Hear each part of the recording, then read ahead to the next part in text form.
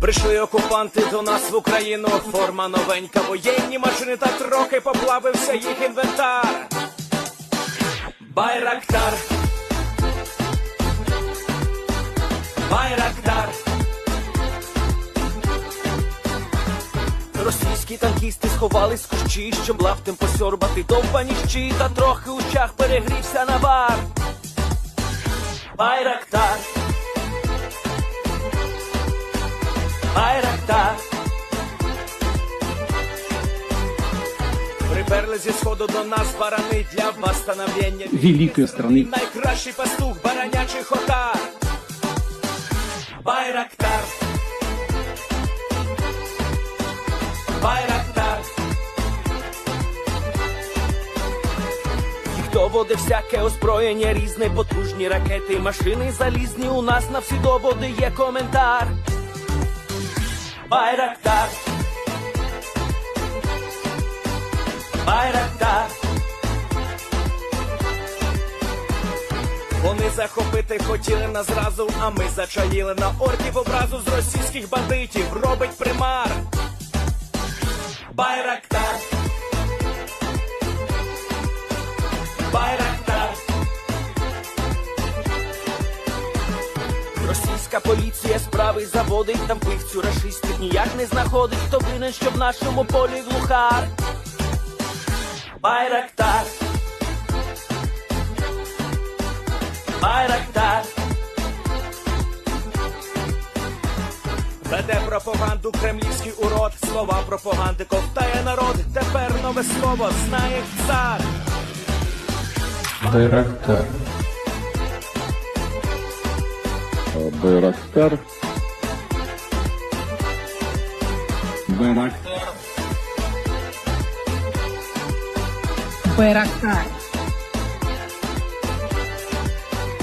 Байрактар.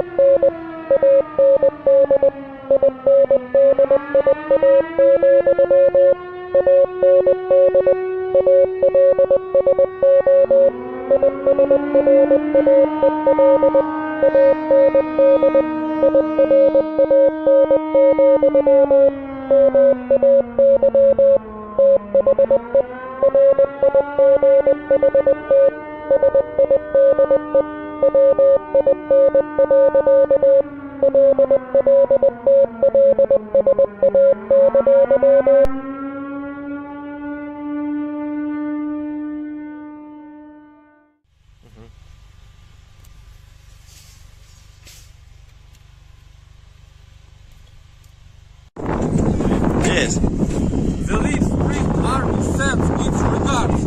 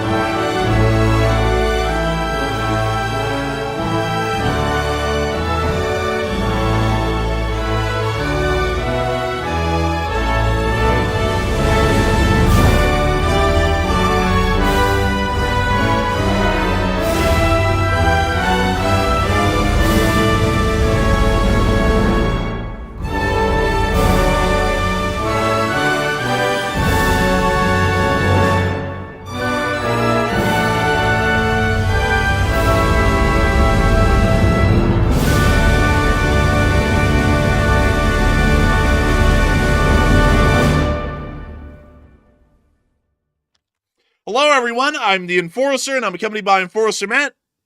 And good evening, folks. It's Enforcer Matt, and welcome back to day 1162 of the War News Stream. And we have massive news tonight coming out of India and Pakistan because India's banned Pakistani flights amidst the attack threat. Also, finally, Ukraine has signed the mineral deal with the United States. And also, Syria is escalating the attacks against the Druze, and Israel is responding. We have big news tonight, and it's good to see you all once again. And of course, we are going to be covering the past 24 hours of news from around the world, as we've been able to hear from Pakistani authorities, according to their own intelligence bureaus, that the Republic of India is going to attack Pakistan from hours at this point or less than a day from now, according to Pakistani military intelligence, meaning that this moment right now, according to Pakistan, is the eve before the outbreak of total war in the region. We have also been able to hear that according to the Indian government, they have approved the military's attack plans against Pakistan, which are to commence here incredibly soon. Once again, putting the timetable more towards probably within the next day or two, most likely.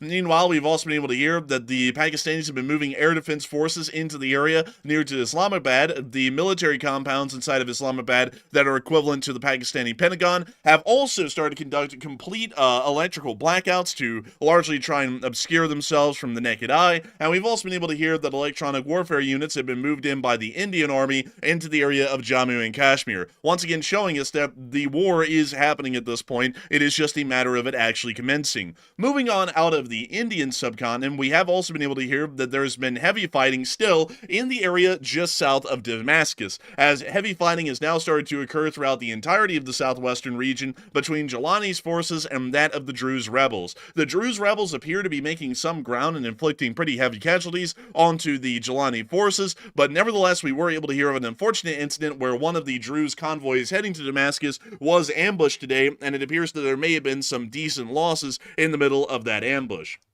Outside of that, we have also been able to see that in the war in Ukraine, things are continuing on in Ukraine's favor. The Ukrainian armed forces have been able to push the Russian Federation back slightly inside of Chasiv Yar and Toretsk today, and we've also been able to hear that the Russian Federation has put out one of the most dog water statements ever made about why the Europeans would want to put peacekeepers in Ukraine. We've also seen that further preparations for the Victory Day parade have continued, and we were able to see that there will be a physically present contingent of the People's Liberation Army during this Victory Day parade that will be coming up here on May 9th, which is only about a little over a week away.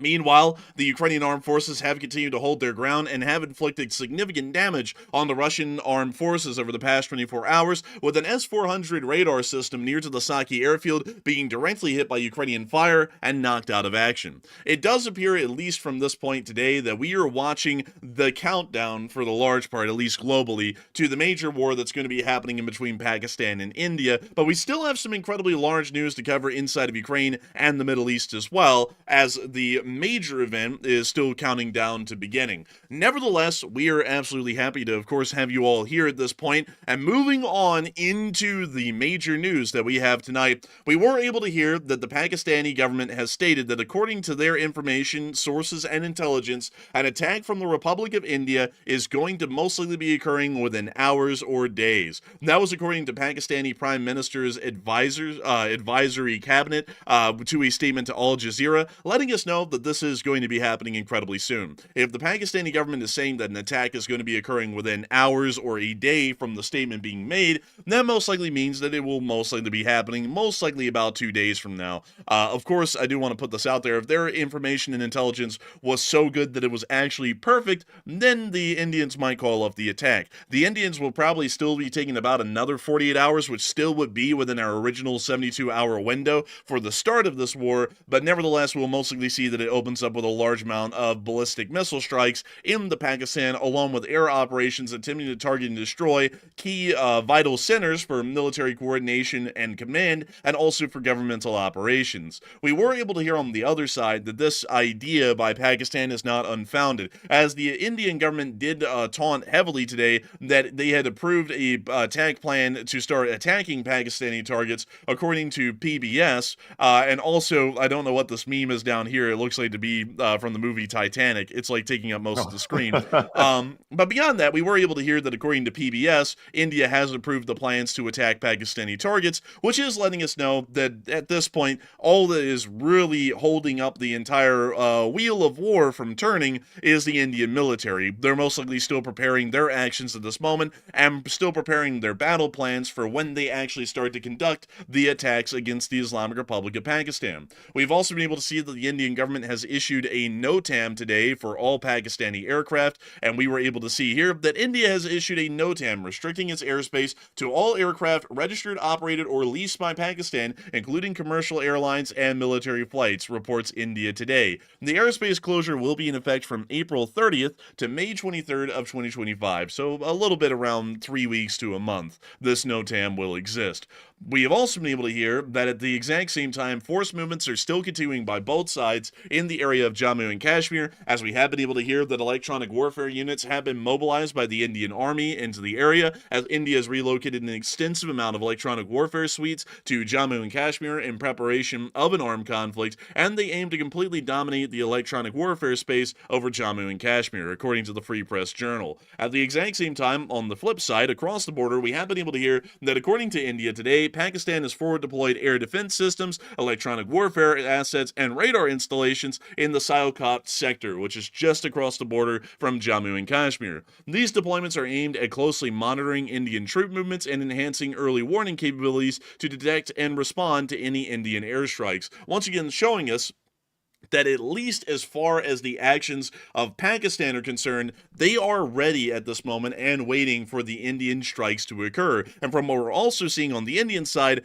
they are waiting for their own strikes to commence as well. So at this very moment, do want to put this out there, This is really just coming down to waiting for the Indian rocket batteries to fire off their ballistic missiles and for the Indian Air Force to start their precision strikes on Pakistan for this war to have truly begun. That is all that's really holding this up at this point, because at this point, we already understand India has gone to war with Pakistan. It is an ongoing border war at this moment. The Indian government has publicly stated that they've approved their battle plans for the Indian army to conduct against Pakistan. Pakistan saying that the attack is coming within less than 24 hours. The Pakistanis have moved everything into position to be able to try and conduct the best defensive that they possibly can and then immediately counterattack. So everything is in place at this point without a doubt that this has turned into war. And it also, a lot of people have been talking about India closing its airspace to all Pakistani aircraft. And a lot of people are wondering, is that a clear indication of an imminent attack? And it appears that a large majority of people are saying that is a very clear indication of an upcoming attack by the Pakistanis.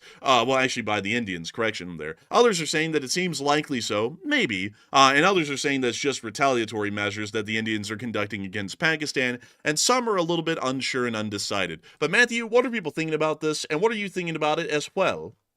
All right. So with India closing their airspace to all Pakistani aircraft, is it a clear indication of an imminent attack? That is the big question. So 60% said yes, it's a very clear indication of such an attack, while 17% said seems likely so and maybe so, while 16% said no, it's simply retaliatory measures by India to get even with Pakistan. And I will say that when the NOTAM went out today, that was an immediate red flag to me that appears to be a final stage preparation before India launches an attack on Pakistan. I'm pretty confident that is a clear indication that it is certainly coming, and that was a required step for them to take before they start launching any type of missile attack. So I think that probably is a pre-step to getting to that point, and that's currently where we're at. So I'm actually with the 61% and in the majority. But Enforcer, what say you? I would have to say that, in my opinion, I think that's a very clear indication as well. When countries start to close down their airspace to other nations' aircraft, it usually is a pretty indicative sign that some sort of heavy military action is soon to commence. We saw that when the Islamic Republic of Iran started their missile strikes against Israel,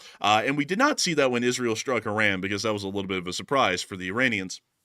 But nevertheless, usually when any kind of a major conflict is about to begin, there usually is a pretty broad, sweeping sort of a NOTAM that would be issued by the country that's about to initiate the attack to try and make sure to clear out their airspace a little bit extra, and also ensure that hostile aircraft aren't just wandering around over their skies.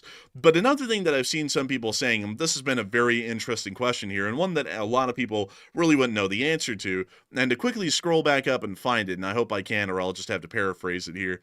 Someone was asking, why in the world did they not already have the military plans drawn up, at least on the Indian side? And that's actually a great question. The reason why is because they're responding to an incident that only occurred about 8 or 9 days ago. While India and Pakistan are incredibly serious rivals compared to each other, or at least hate each other greatly enough to be rivals, this does not necessarily mean that India is always at a constant state of readiness to go into a full-scale war against Pakistan. For this reason, military plans are not existently drawn up at a 24/7 pace to be able to make sure that whenever something happens, the Indian military strikes Pakistan literally within a couple of hours. A lot of movies make it seem like that. Really, anything that's depicted in modern pop culture, such as movies or anything along those lines, always make it seem really easy to do all kinds of things, like, for example, for countries to go to war, for countries, to conduct a negotiation, all that sort of stuff is a lot more difficult, long, and drawn out when actually involving a multitude of people, millions of people that would be in the Indian army. So when the Pahalgam massacre occurred, the Indian government would have issued from the Prime Minister's office, which would be Modi, a declaration that they will be conducting military action against Pakistan. That would be handed over to the Indian Ministry of Defense. The Indian Ministry of Defense would begin to disseminate that broad, wide, sweeping information to the entirety of their units, and then once that would begin, there would be a cabinet meeting between the Prime Minister as well as the Ministry of Defense to be able to discuss what the Indian military would be planning on doing. There largely has to be an alignment of political and military goals for that to be achieved, and Modi would most likely lay out his general broad framework for what the Indian war goals would be, and then these Indian generals would start to speak back to him in this meeting about what they could possibly do and try and draw up a plan that would closely enough resemble the political ambitions of the Prime Minister of India. Once that's been drawn up, these generals from the Ministry of Defense will go back to their specific branches and then start to send this information further down, and each unit, depending on what they are, whether it's an armored unit, a mechanized unit, a motorized unit, a rocket artillery unit, a towed artillery unit, a wheeled SPG unit, so on and so forth, every single unit in the Army, the Air Force, the Navy will all start to draw up their plans and try and coordinate with each other a little bit, at least on the abstract level, about how all of this is going to come together. Once that plan's been made, then the Indian Army actually has to deploy their troops. So beyond the average peacekeeping contingents that are along the border, they now have to deploy multiple brigades. In fact, really, it's more so corps and armies worth of troops into the areas of the border, and that could take several days as well. Then all of these Indian commanders at the lower level, at the company and battalion levels, and even largely the brigade level, all have to be informed what their objectives and missions are, and then they also have to go through the same kind of battle planning process that the upper brass went through in the Ministry of Defense, but on the brigade, battalion, and company level. Then, finally, once all of that is in place, they all sit there for a while to make sure that everyone's on the same page and everyone's going to be doing what they're doing. And then finally, once all of that's done, they largely sit there for just a little bit to make sure that everything is able to be submitted into position. And then the Indian rocket artillery will most likely open fire on the Pakistanis along with the Indian Air Force. And then that will be the actual beginning of the war. When you put all of that together, it's not something that can happen within just, hours or minutes of the Pahalgam massacre. That's why this has largely been taking days. And I know a lot of people are also saying, well, I mean, usually militaries have their battle plans drawn up, say hypothetical battle plans drawn up way early on, like wildly early on, compared to what we're seeing right now. And that is true, but I believe that the Indian Ministry of Defense didn't have any contingency plans that they had made in the past, wargaming a situation out, and so they may have had to come up with this entirely from scratch, or they may have learned some new intelligence and information about what's going on in Pakistan that required them to change one of their contingency plans enough that it required several days of preparation. Beyond that, that's the reason why it's been taking about 8 days since the Pahalgam massacre to get to this point. But nevertheless, that's largely why we're still waiting right now. And another thing that we do have to put out there is that Pakistan is also in the same situation. That's why we haven't seen them started to conduct precise strikes against India immediately, even knowing that India is going to war with them here soon, is because Pakistan is also in the process of drawing up war plans, deploying troops, trying to figure out what their political and actual strategic ambitions are going to be in this kind of a conflict, and all of that has to line up, and all the troops have to get into position, and then all of them have to know what they're doing, and that just takes an insanely long amount of time. Well, not an insanely long amount of time, but compared to what a lot of people would expect, it seems to be an incredibly long wait. But nevertheless, I hope that kind of gets y'all through a little bit of the abstract of why we're having to wait so long on this one. Sorry, everyone. I hope that we are able to keep your patience in check. Wars, take a little while to cook. But beyond that, it looks like a lot of people have been talking about the U.S. officials, which are now engaging with India and Pakistan to try and prevent the total war. And a lot of people are wondering, will it be successful? And most people are saying no. The war is going to be imminent regardless. Some others are saying that it might simply delay the war, but it won't stop it. Others, very small group, are saying that it will 100% stop the war because America's just that great. And others are saying that they're unsure and undecided. But Matthew, what are people thinking about this? And what are you thinking about it as well? All right. So oddly enough, after we brought this exact topic up last night, how pretty much no superpower around the world was trying to step into the India-Pakistan situation to actually stop this total war from breaking out, all of a sudden today we've gotten a statement that the U.S. officials are currently in contact with both of the sides trying to stop the total war from going berserk. So will it be successful with the world-class U.S. negotiating team? So 49% said no, the war is imminent regardless, while 25% said it might simply delay the war, and 13% said yes, it will 100% stop the war from happening. And once again, you have to understand that between these two countries, there is a lot of hatred. If you think the hatred between Russia and Ukraine is bad, then think again, because the Pakistan-India situation is much deeper than that. So to say that the U.S. can simply step into this really, really deep situation and simply say, okay, guys, let's have peace. Let's just stop. Let's not fight. And everybody says, oh, that's right. Like, thanks for reminding us for that. We'll just not war now. That's not going to happen under any circumstance. They may get the war delayed slightly. They may be able to talk the Indians down out of responding too dramatically and too quickly, but something is going to go down. And so I still believe that it's going to go down in 24 to 36 hours. It's still going to happen, but like the enforcer mentioned, they are having to put some final preparations into place because war is not a simple thing. And once again, they have to move a bunch of equipment into place to actually be able to defend their territory when they do eventually launch the attack on Pakistan. So it is coming. I don't think the U.S. officials are going to be able to stop it. But enforcer, what say you? I would have to say war is imminent regardless, because so far from what we've heard, the U.S. mission, diplomatic mission with India and Pakistan has just been to call them up and go, come on, guys. Don't we all love peace? Let's have a Pepsi together. You know, it's been like that for like about a day now or two, and that's not going to do anything, because the reality is that they greatly hate each other. They hate each other a lot. They're like I'll be entirely honest with y'all. The hatred that exists in between India and Pakistan is on a level that is honestly uncomparable anywhere else in the world. I mean, there truly is no comparison. I mean, even Iran and Israel and the hatred that they have for each other is nothing compared for the hatred that Pakistan and India have for each other. This is just insane. Like, this is quite truly an insane kind of amount of hatred. There is no way that any phone call or any kind of pressuring is going to stop these two sides from going at it, because India has a pretty decent reason to go after the Pakistanis. Now that the Indians have cut off the water to the Pakistanis, the Pakistanis have a pretty good reason to go after India. So on both sides, and in their mindsets at least, they are wanting to get to the killing and get to grilling, and they're going to get to it whether the U.S. wants them to or not. So that's largely what I would assume at this point. And also the U.S. has really no enforcing power on this kind of a situation, which is something that a lot of people like to conveniently forget, is that the U.S. really doesn't have a lot of recourse in the world beyond our faith and credit. Like, you know, we can go around and say stuff like, hey, stop that. But just because we say something, that doesn't mean anything. And a lot of people seem to misunderstand that. A lot of people think for some reason that America's like this giant, stoic, mighty king, where he goes, cease! And then all of his like little goblin minions like stop fighting with each other immediately. That is not the case. The United States is an incredibly strong and powerful country economically. It's the strongest one on earth. But when two countries want to go at it with each other, there's going to be absolutely nothing stopping them. You can do and say whatever you want.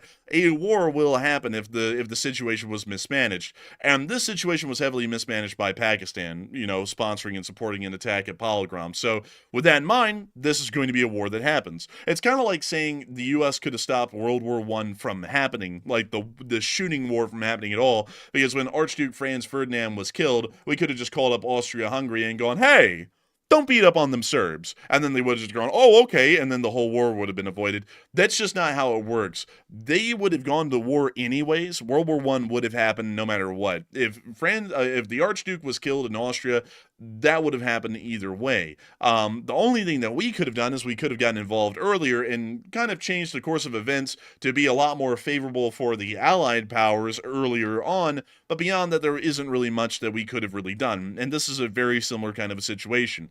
We can't really stop the war from happening, but we can kind of sway who might win. And we really can't even do that a lot either, because Pakistan and India are both nuclear armed powers. So there is no way to support one side to total victory, because then that means the side we're supporting is going to get nuked.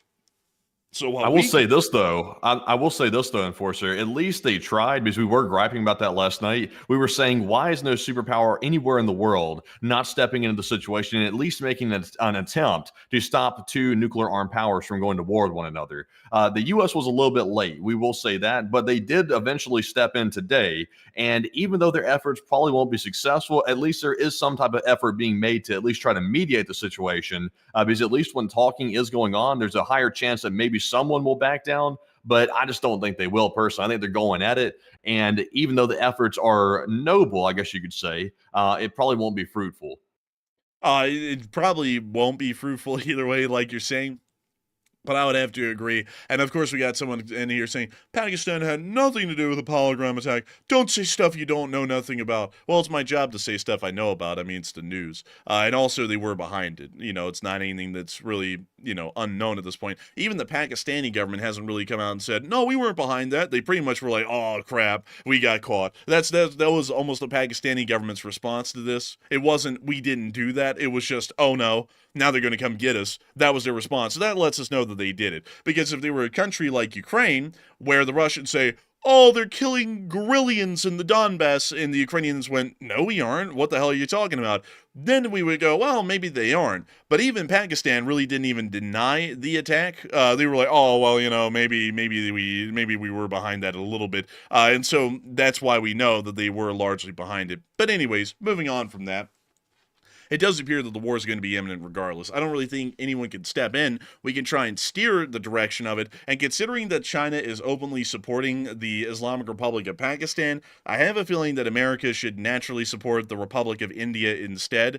Not that, India is in any kind of a better moral position in this conflict, because they responded to a terror attack by cutting off water to about 200 million people. So it's not like there's a moral high ground between the two at this point. It's pretty much an eye for an eye sort of a situation. But considering that the People's Republic of China has openly swayed their diplomatic support to Pakistan, I think that the U.S. should sway its diplomatic support to the Republic of India, just as a natural pull to the push. So that would be largely my belief at this point about what the U.S. position would be, and of course that's largely only dictated by the side that the People's Republic of China took. Moving on from that, though, and out of India, we do have a lot of additional news to cover elsewhere around the world tonight. I want to make sure that we get to all of it, because there's been some crazy stuff happening elsewhere. To get y'all a little bit of a transition between the India-Pakistan war segment and the upcoming Druze segment in southwestern Syria, we did get to see this Turkish F-4 Phantom nearly crash today in northern Cyprus in this clip right here, and it was pretty close. Holy cow. Oh my god. Jeez, man, that was an incredible save, honestly. That was like, it was honestly kind of bad they got in that position, but the save was incredible. Man, what a fantastic save with the flying brick of all planes. Like, really, you wouldn't think it'd be maneuverable enough to even do that. You would think they would have ejected before it even got that close to the ground, but they recovered it, so that was pretty impressive.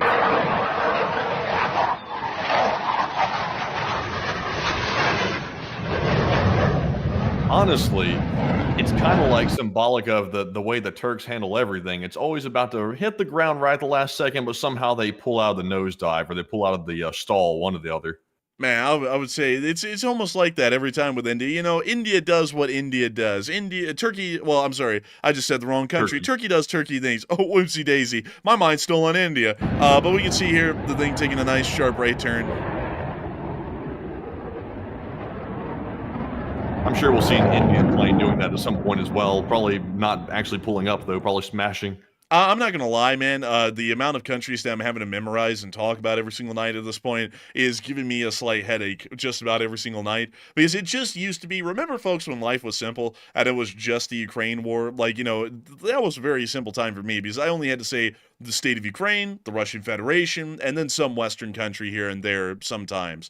Now I'm having to say all of the countries pretty much in the world at some point on any given night. And I'm also having to remember their entire history and then also tie that into what they're doing today. So it's getting a little bit tough to follow them all, at least in terms of making sure to keep the name straight. So if I mess the name up here or there, don't worry, folks. Just, give them a look, give them a little nod, and we'll get the name right eventually. But moving on from that and on into southwestern Syria, near to the area of Damascus. Now, that is a country that I know quite well, Syria. Ah, yes, I see you know your Druze people well. Good one. And you, sir, are you ready to receive my Druze rebellion? And it appears that they are, because we were able to see that the Druze rebellion has now been going on for the second day in a row, as Jolani's guys are getting whipped pretty badly in the entirety of southwestern Syria. They went down there to try and conduct a little bit of a rabble-rousing or an act of terror, if you want to call it that, and it appears that the Druze people became the terror themselves and started to terrorize Jolani's guys and sent them all the way back to Damascus. Now at this moment there are ongoing firefights in Sanaya, which is just at the southern end of the city of Damascus, which we were able to see in this clip right here.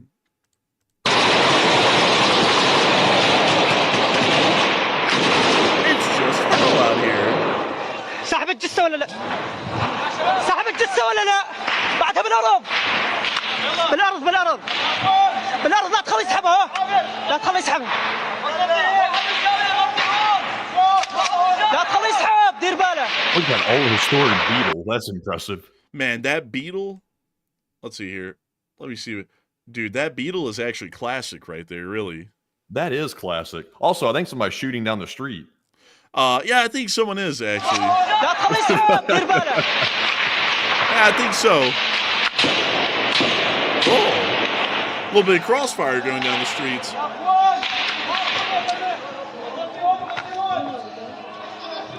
Meanwhile, these What the guys, hell? What were those guys doing? Just sitting there like having a brunch? dude, this guy is just catching up with his old pal. He's like, so basically, I got this apple the other day. Like, he's like in the middle of the firefight. It's like, what are you talking about? Dude, honestly, someone said it looks like the south side of Chicago. This is honestly just O-Block Simulator here in southern Damascus right now.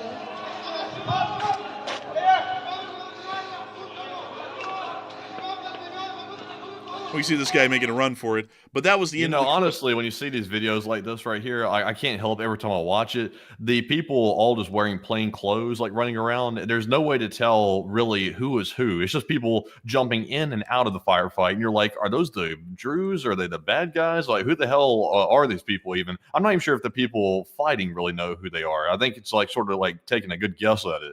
I think they're all just kind of, like you're saying, taking a little gander at it, taking a little guess. I think they get it wrong a good amount of the time, honestly. I think there's a lot of crossfire that happens up in this place. But moving on from that, we did get another clip. Oh, the traditional. You can't have a Syrian conflict without that. There's nothing even going on right now in this clip. Like, I don't even know what they're talking about.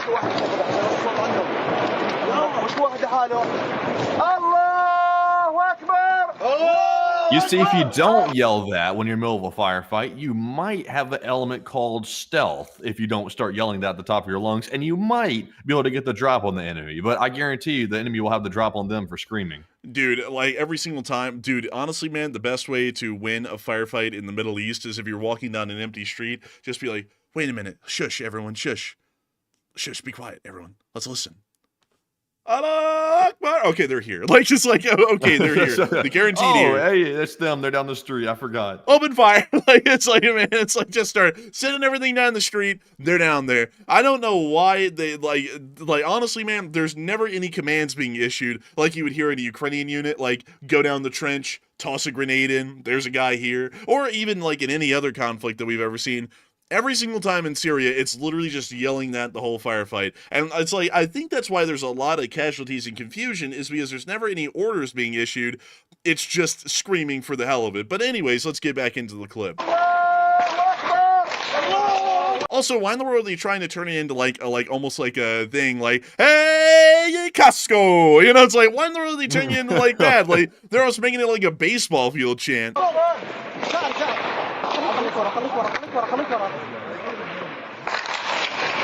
you see him looking over the burn. Fire in the hole! Fire in the hole! They're finally firing back now.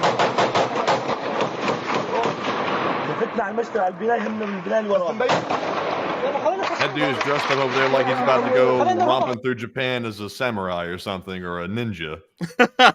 Bro, he's about to... Did you see him? Let's see here. Which Look, one? There he is. The guy right there in the all black right there with the katana or whatever the hell he's holding. Bro, he's about to go. He's about to go protect the Shogun. Like, bro, and you got to fight. Yeah, really, he's in the wrong place. He's like, I think I spawned in at the wrong spawn point. Dude, when you got to fight Jolani at 6, but you got to protect the Shogunate at 7, this is how you dress. Guy's kind of thick too. I'm not gonna lie. I don't think he's adhering to athletic standards.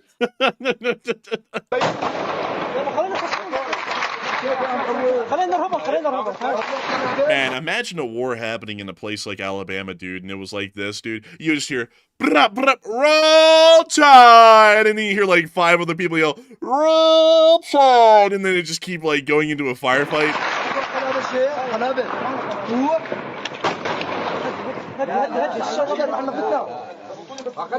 So also they're getting in an argument in the middle of the firefight.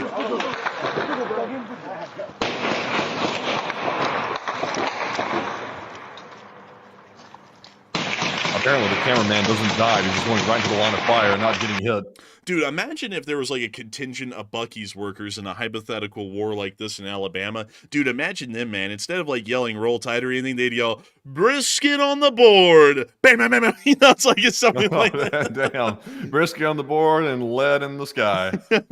Brisket on the board and bodies on the floor. You know, it's like, man, they wouldn't be playing. What kind of a gun is this? Bro out here, dude is out here playing damn Enemy at the Gates, the movie, like the Siege of Stalingrad, 1942. He has a Mosin Nagant, folks. A Mosin Nagant. Yeah, have y'all ever seen, like, I've seen some Russian units in the Ukraine war using Mosin Nagants, but I have never actually seen them outside of the Ukraine war, at least recently. That is what the guy's holding right there, just in case you weren't really able to see it. This is the Ultra Zoom In 4K Ultra HD version of that rifle. That is 100% a Mosin. I saw someone say it was an SKS. Nah, the wooden stock going all the way up pretty much to the end of the barrel, and also how thin it is denotes that it's a Mosin. An SKS is pretty distinct, at least in terms of its appearance. Like that, like so, and it's also a lot shorter than a Mosin. Well, not a lot shorter, but it's short enough to notice the difference. So this is not an SKS. This is a 100% a Mosin, which is far worse off than an SKS, and an SKS isn't even good already. But we can see him here talking. Oh, wait a minute, the guy had a Mosin sniper. Did y'all see that? Did y'all see that? The guy's got a Mosin sniper. That's actually kind of a little rare. Not really, but it's kind of rare a little bit. Let me go show y'all. He had a Mosin sniper with a PU scope on it, with the 3.5 magnification lens. What a little treat right there. This guy's carrying around a museum piece, actually. But anyways, we can all see them just hanging out at the family shootout. Had to end the clip. But kind of like part-time soldiers, like just take a little snack break, get back to firing and shooting. The other people didn't stop though, but apparently they're not hitting anything because I don't see any bullets ricocheting off anything.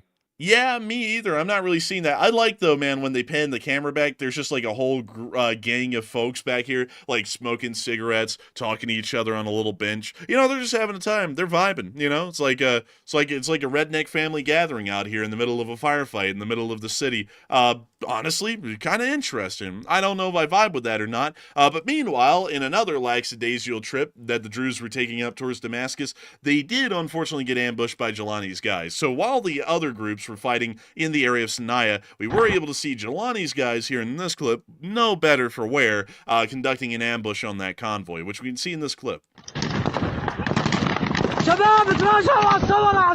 We can, of course, see a lot of them are just kind of hanging out and chit-chatting with each other. Some of them are just enjoying the desert sun.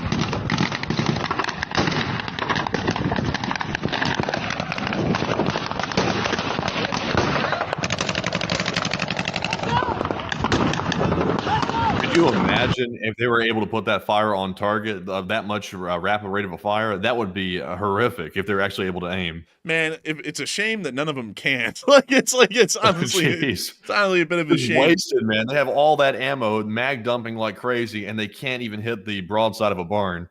Yeah, it's just always a little bit wild to me, man. I'll be honest with y'all, folks. One of the most uneventful but most interesting visually wars to cover is anything that happens in Syria. Like, in the process of a clip, you can watch Three Stooges levels of comedy happen in the middle of an actual war. Like you remember that one time, Matthew, where they tried to ambush that convoy and like their Toyota Tacomas were like jumping over berms and flying into telephone poles and stuff. You remember that? Oh yeah. Yeah, like I you know, remember that. that's pretty much the entire Syrian civil war. Even this continuation of it right now, it's pretty much the same thing.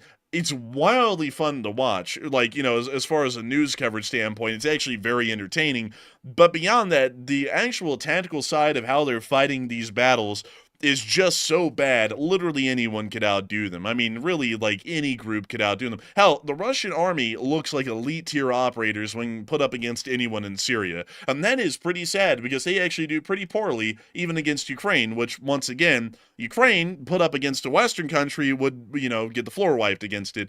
The Ukrainians against Russia, though, look pretty damn good. They look elite-tier. And then, if you put the Ukrainians in Syria, I mean, they will look godlike nearly with what they were able to do. So... it's a little bit... the Wagner found out when they went to the Middle East and they got wiped the floor by the United States forces. The Wagner were caught so off guard and butchered. It still haunts them to this day, even though the Wagner didn't even exist anymore. Man, I forgot what that battle was called, but the Wagner was like, so basically we sneak up and mess with the Americans. And then, like, one American, like, stubbed his toe, and then, like, 50 Wagner guys died, and that was, like, the final, like, casualty count. It was something along those lines. Yeah, I actually saw an interview with that Wagner guy that was actually I think he was one of the commanders that survived the whole incident, like one of the few people that did survive. And he was talking about how it still haunts him to this day, how they got slaughtered by the Americans in the Middle East. Man, everyone always thinks that they're a top-tier operator until they go up against a 6'3" Nebraskan corn-fed dude who's got nothing to do, and he made like a 40 on the ASVAB. Everyone thinks they're real hard until they go up against that guy, and then they cave because there's just no way to compare. True, and it was the Conoco Fields. People mentioned it. It's Conoco Fields. Well, let me go pull it up. The Conoco Fields battle. Let me go pull that up. The Battle of Kasham. And just like Kasham, the Americans went zablam and then blew them to hell up. So here's the breakdown of the forces. It was the US and the SDF against the Syrian Arab Republic, which wasn't really present, the Lia Fatimiyun, which was also not really present, the Lia Zanebiyun, which was also not really present, and then the Wagner, which was present in quite large numbers, and then the inner brigades, which honestly, that looks Nazi as hell. That's like one symbol away from being... Dude, that's literally the Nazi flag just with a grenade. Yeah, that's awful, actually. That they really have some bad stuff leading back to that. The Inner Brigades is a volunteer movement organized by the unregistered Russian National Bolshevik Political Party. So wait a minute, this is actually a communist unit. That's weird.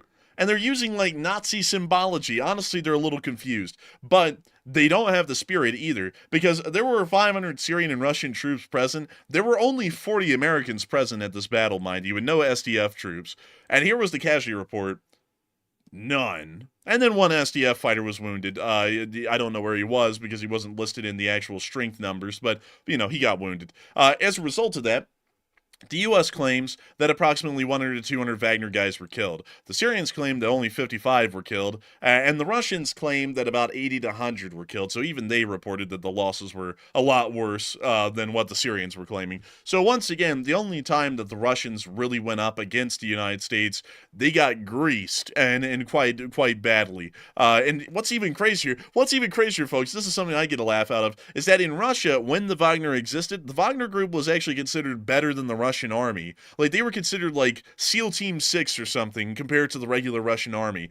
And then they got greased. So imagine what would happen if a regular Russian army unit, an infantry unit, went up against the U.S. Army. It would be a pretty bad display.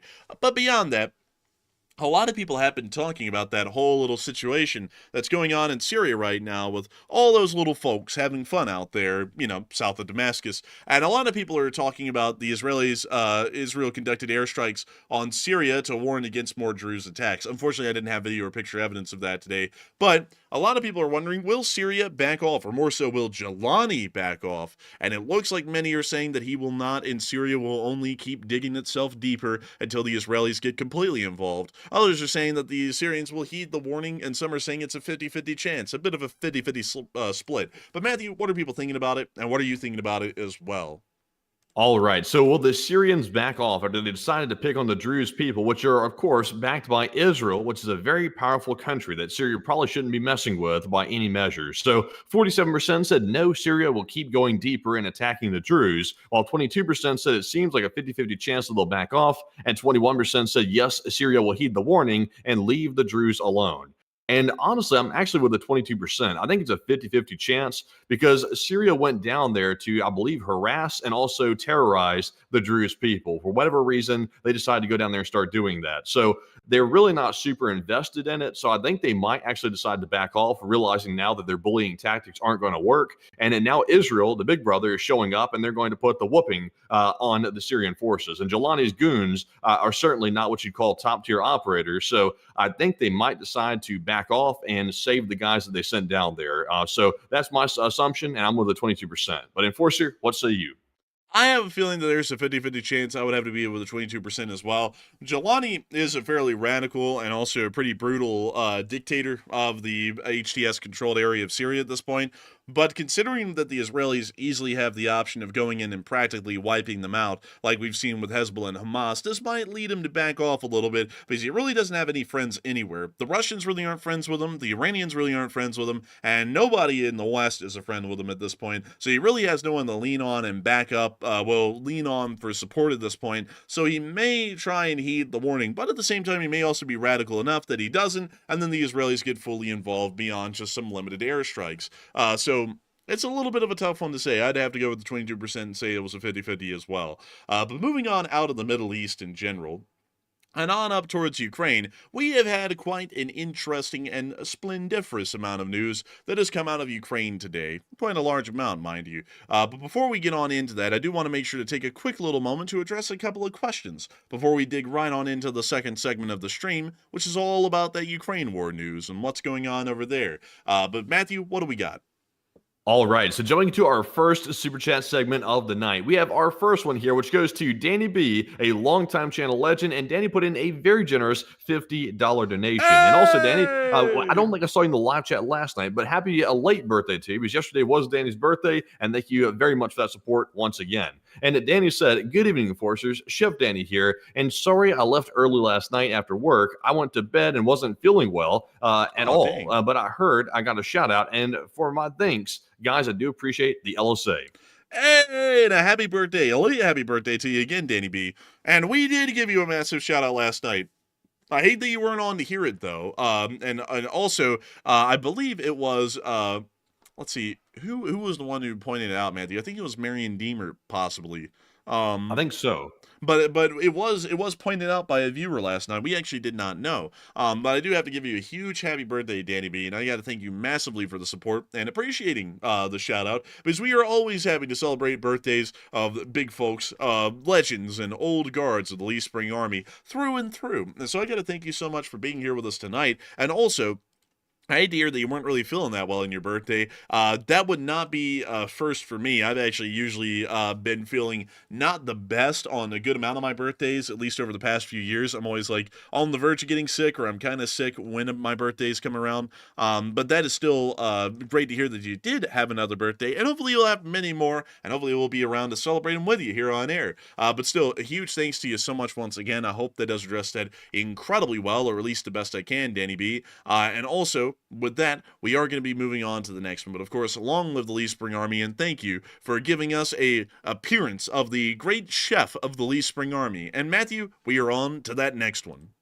All right, so our second super chat of the night goes to another legend. It is Wubba, who puts in a $20 donation. And thank you very much, Wubba, as well for that support. Because like we always say on the channel, and we sincerely do. Stream is disconnected, Matthew.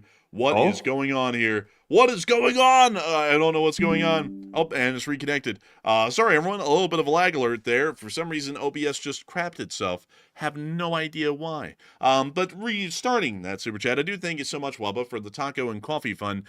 Because folks like you make it possible for us to have a little sip of coffee, which I hate to tell everyone, but I actually haven't had a sip of coffee in weeks. I've completely gone cold turkey on coffee because I started to realize that it was doing me nasty. It was making me have a really hard time sleeping. It was impossible for me to sleep. That's how bad it had gotten.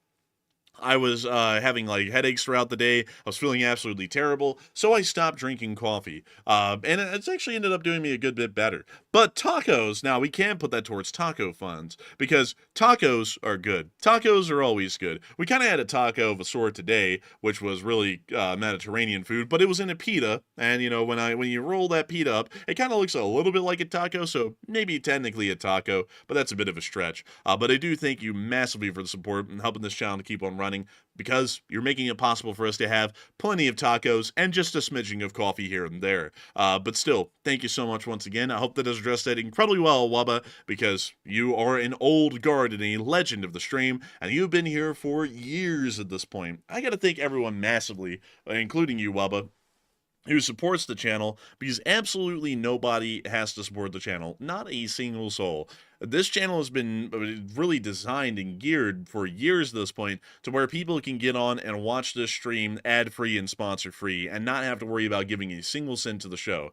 Yet, a small group of folks every single night, it's usually just a couple of dozen, out of about the 100,000 viewers we've been getting on average for the past few days, will throw in a bit of support towards the channel, and y'all are making it possible. That small group of people is making it possible for so many people to get on here and see a stream and see a news show every single night. And folks like you, Wubba, deserve a massive amount of thanks from the entirety of the audience for the support that you give, because you help us to be able to have a full-time job here running this news, and for everyone to be able to watch and enjoy this stream. Of course, I got to give you a massive thanks so much once again for your support, and I got to give a massive thanks to everyone who's supporting the channel, because nobody has to, but nevertheless, y'all's volunteer support helps to keep this channel running day in and day out for years now, and hopefully years on into the future. And so with that, I hope that does address to the best I can, and we are on to the final question of this segment, and then we're going to be moving on into the rest of the news. All right, so moving into our last one here, and also, by the way, if you're currently having tech issues right now, refresh your tab with the YouTube on it, or refresh your app, because there appears to be some glitch going on where our audio is dropping in and out. So usually refreshing the tab will fix it, so hopefully it does. But jumping on to our last super chat of this segment, this one goes to Grim Hades, who puts in a $20 donation. And thank you very much, Grim, for that $20 support and helping to keep the channel running. And they said, World War III has already started, and we just have not acknowledged it, and sadly we are not willing to go in because no government wants to send troops, and the longer we wait, it's just like the old wars, and then more will die as a result.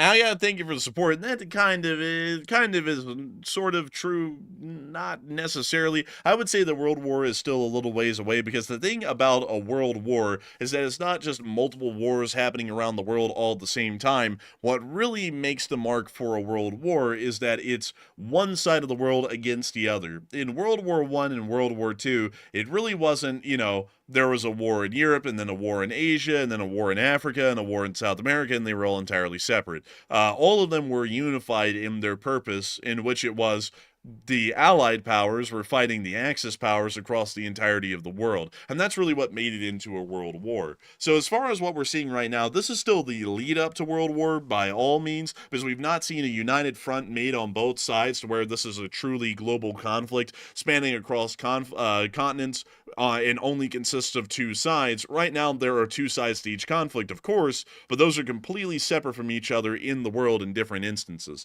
So I'd still say that we're a little bit of ways away from a total world war at this point, but it's getting on up there. But as far as what I would believe on the second part, I would entirely agree with you. I think that the United States and multiple other Western countries should be getting vehemently involved in a lot of these situations and trying to force either a diplomatic resolution through threat of war or actively get involved in them to try and steer them in the right direction to where the right side will end up winning. I think that's a fairly important thing. A lot of people don't really realize that until it's too late, and then it costs us far more lives, like you said, than normal. But still, it's something that is an incredibly crucial and important thing to do. I always feel at this point, to be entirely honest, I like a broken record when I talk about that, because no matter how much it's said, there are always people who just don't get that, and it's really their own ignorance that leads us into more suffering and death, because they think it would be better to sing the Kumbaya songs. And there's nothing wrong with the Kumbaya songs, and there's nothing wrong with wanting peace, but to have peace, you have to be ready for war. That's the way it's always been. And people just never get that. And people don't get this as well. This is kind of a bit of a hot take, but the reason why the U.S. military has the reason why the U.S. has a military is it's not supposed to just be something where some folks get in to have a job for 4 years and then they get their college paid for afterwards. That is the military. It's their job to go overseas and conduct the U.S.'s bidding if necessary. Yes, that puts them in the line of danger. Yes, that can result in some of them getting wounded and killed.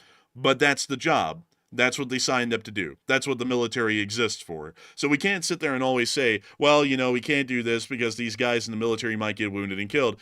Crazily enough, that's what they signed up for. That's largely what you understand. That's why basic training doesn't involve you going around and saying, hey, why don't you send an office for, 10 hours a day and do nothing and collect a paycheck. It's more like, let's go dig this ditch. Let's go crawl under this barbed wire and let's have some rifle shooting. Because crazily enough, your job involves going to war. So that's just kind of what it is. It's like, some people don't like to hear that, and then some people like to respond, okay, why don't you go? It's like, well, I'm not in the military. That's not my job. It's more for the people who signed up for that. And I have plenty of friends, and this is a huge disconnect that I always hear in between one side and the other. I have plenty of friends who are in the military, tons of them, as a matter of fact, that are in the Army, the Marines, the Navy, and the Space Force.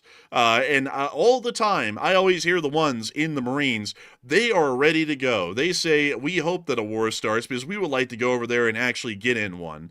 A lot of the people who are in the military want to get in the action. The only people who don't want to get in the action are the people who aren't in the military. And then don't worry because you're not in it. So you're fine. You're good. But the military's got to do what it's got to do. That's why we have a military. And I think that it's important that we get on the ground in Yemen and we deal with that situation once and for all. I think that it's about time that we go over to India and Pakistan and say, we are going to get involved on the Indian side if this conflict is not resolved. If this is not resolved through peaceful means, we are going to start directly supporting the Indians in this conflict. That's what we'll do. We should go into the Ukraine war and say, we are going to actively get involved in this conflict in 30 days time, unless if there is a ceasefire that is accepted without preconditions. I think that we should start going around and start really having a pretty big stick. Speak softly and carry a big stick. We'll make the demand simple. Ceasefire in 30 days or we get involved. That's all there is to it. And a lot of people are going to start getting the idea or the intention of what would be coming around the corner if they didn't listen. And you gotta believe in what you're saying. You can't sit there and say that and then wuss out in 30 days. If they don't enter a ceasefire in 30 days, the military is going over there and we're going into Ukraine and we're fighting on their side. Either the Russians can be fearful of that enough, or they can end up possibly getting themselves into nuclear Armageddon. But the choice will be theirs. We're simply putting that choice in front of them and letting them make the decisions. And it'll be on them whether they choose wisely or poorly. And that's the way we ought to be running the situation in the entire world, because if we ran it like that, there wouldn't be any situations to where we would go, oh, well, the Houthis are firing rockets at our ships, and oh my god, 1.5 billion people are about to be under the nuclear gun, and possibly a lot of U.S. manufacturing in India is about to go the wayside. All those kinds of things would not be happening if the U.S. just actually had a spine. And some people want to come in here and tell me I'm wrong, and this is the funny thing. If I was wrong, then the kind of weak-spined, weak-willed stuff that's going on right now would actually be working. And let me ask you this. Over the past 3 years of us covering news and this weak-spined approach that some of y'all are believing in right now that was implemented by both Biden and Trump, has it worked yet? It hasn't. It hasn't worked. So if you were right, it would have worked, and it has not. So this is clearly the only other alternative, is to start being pretty heavy-handed with what we're doing against our adversaries. That's all we can do at this point. Yeah, I'll personally say this. I don't think we should ever deploy troops unless it's in the direct interest of the United States. Like, for example, I would personally never endorse troop deployments between Pakistan and India because that does not directly affect the United States. It indirectly affects us through trade, but that would not be a severe enough situation to warrant a troop deployment, in my opinion. Now, on the other hand, down in Yemen with the Houthis, those are direct attacks on our U.S. military vessels and our U.S. cargo vessels. So that would be a direct situation where we could justify sending troops in on the ground. But even at that, though, we've talked about this behind the scenes in the background.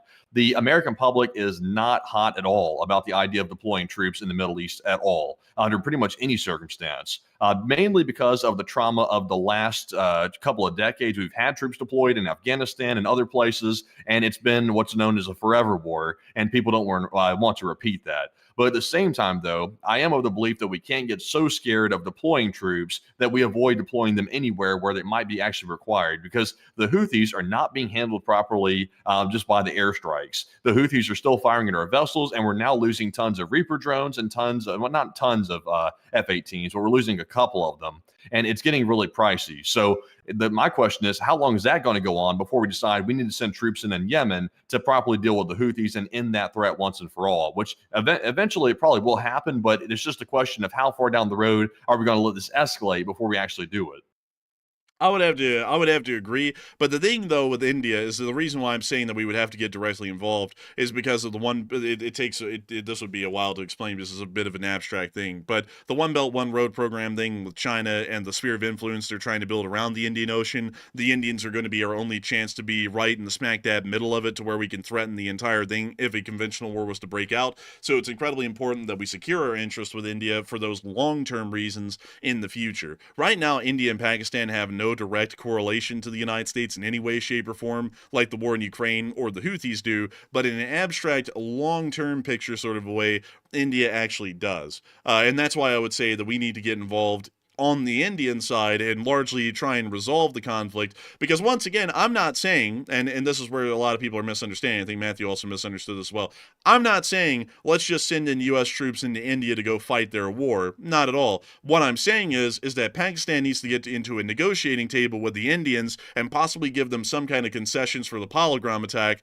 Otherwise, if a war starts because of their own stupidity, then we might get involved in supporting the Indians with military equipment and also monetary support to be able to make sure that they outlast the Pakistanis in this conflict, and then force them to resolve the war on India's terms. And that's largely what I'm saying, more so as an exchange. But once again, that decision is on Pakistan. All we're doing is giving them the choice. They can either go on the way out, the easy way out that we're giving them, which is to just give some diplomatic concessions to the Indians, or we can go the other direction, which is that the Pakistanis start getting crushed by the Indians that are U.S.-backed and supported.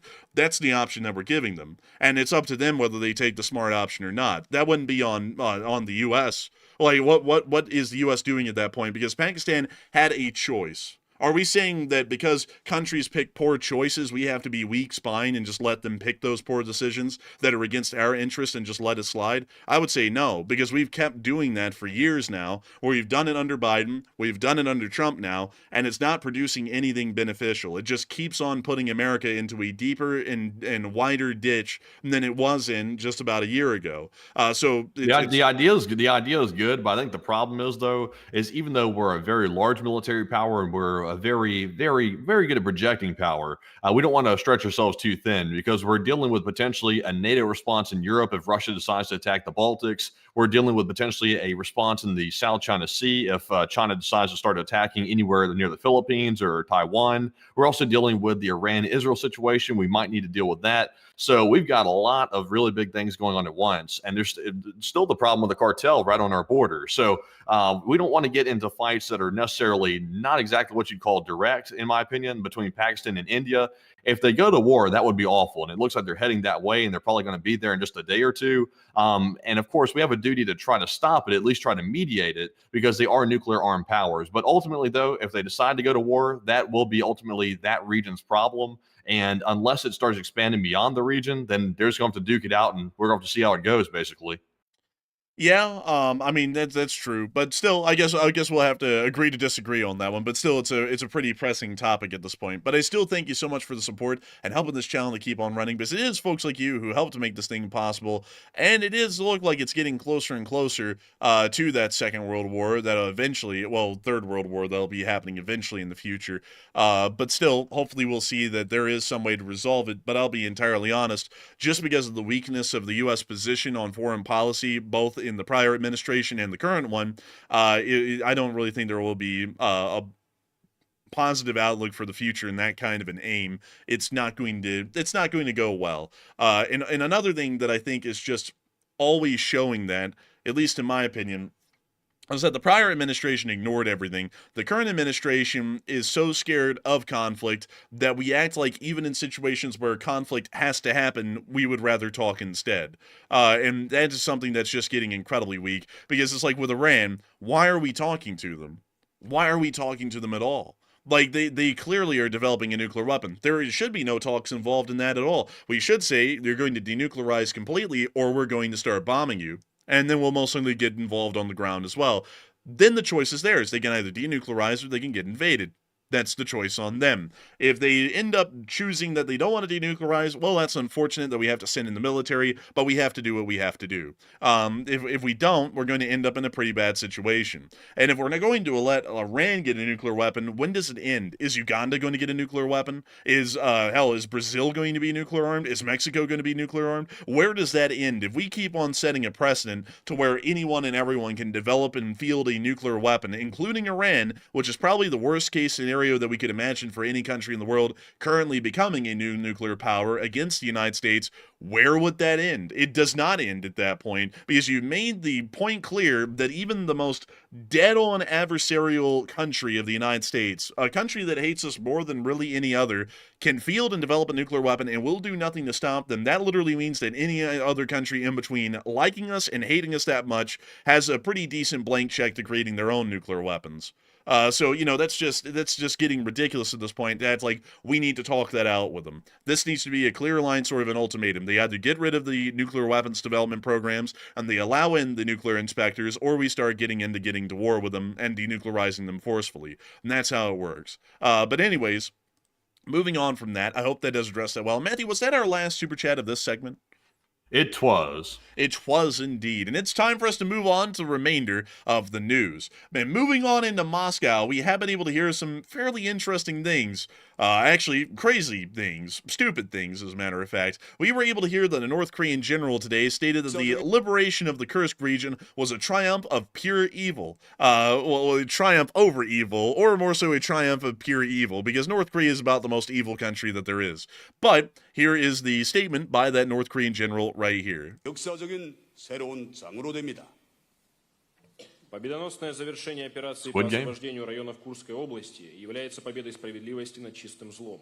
Новой страницей истории, продемонстрировавшей прочное боевое содружество между двумя странами, КНДР и Российской Федерацией. Самый высокий стратегический уровень союзнических, братских отношений между народами двух стран.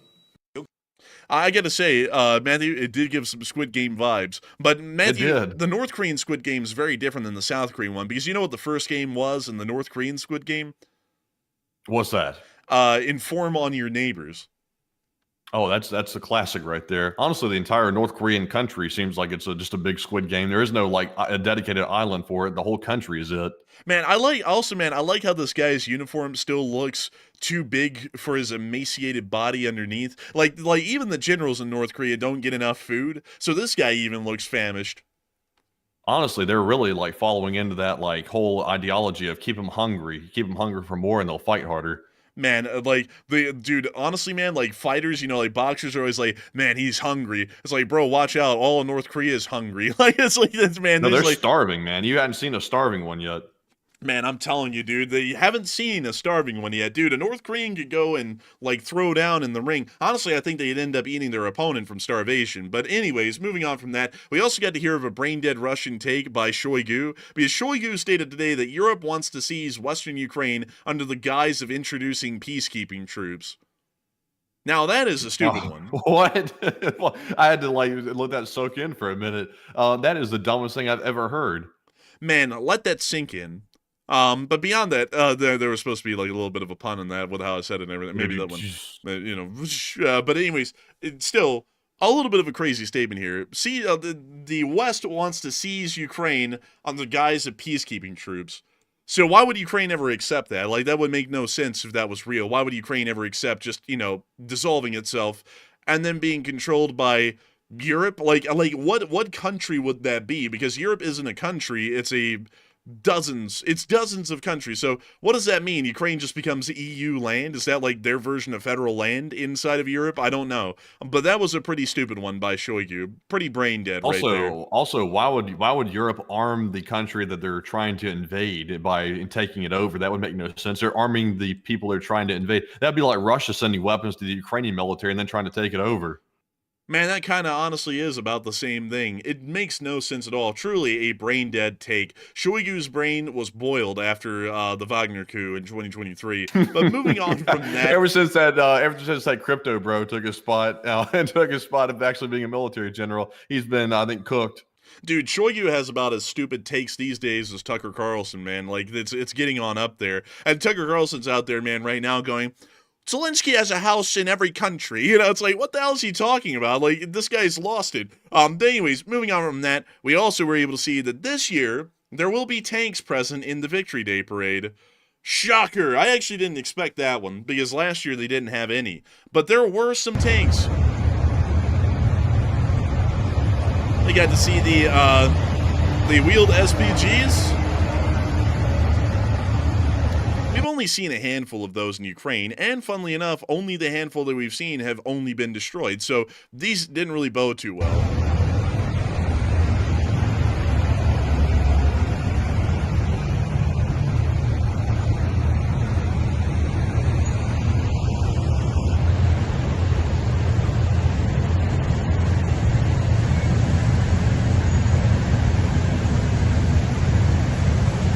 Man, these little military parades in Russia just don't really hit the same after we saw how they performed for 3 years in the war. It's just kind of like watching the clown show at this point. Yeah, it's just super clean equipment that does not hold up in reality. It looks good on the street. Honestly, it really doesn't look that good on the street either, but, it just doesn't hold up in battle. No, not at all. But we did get to see that they had some, shockingly enough, folks, the highest quality tank they have, a T-72B3. That's going to be present in the parade this year. Take a look at these. Whoa. Holy moly. Look, it's the indestructible tank. Man, they put a red star on the side just to remind you all that they're kind of still having an identity crisis as to whether they're commies or imperialists or what. They really don't know.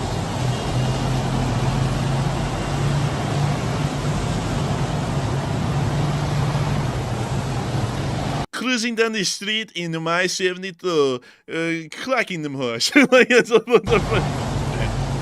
But anyways, that's the end of those clips. And also, folks, we got to see something a little bit shocking. This year, there's going to be a foreign contingent in the May 9th Victory Day Parade.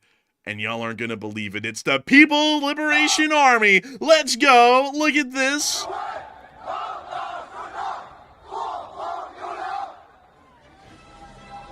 Oh man, and they started playing when that day when the war comes tomorrow or whatever that song. We're gonna have to mute that one. That's actually copyright. But we can see them marching past. They got a hero's welcome in Moscow. And then moving on from that, we then got to hear them singing. I think it's "Ode to the Motherland" is the song. Some of y'all are like, how in the world does he know all the songs? I know all of the patriotic songs of every country in the world. So this is their version of "Ode to the Motherland." The Russians also have one of their own, but here's theirs.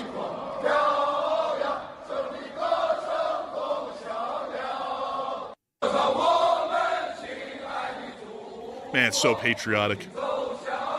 That's a pretty sizable contingent, actually. Do we know what the actual number is? I don't know, but it appears to be a representation of the People's Liberation Army, Air Force, and Navy as their three main branches. Because we were able to see at the beginning that their color guard here was made up of PLAAF soldier in the sky blue uniform, the PLAA, the People's Liberation Army, and then the PLAN, the People's Liberation Army Navy.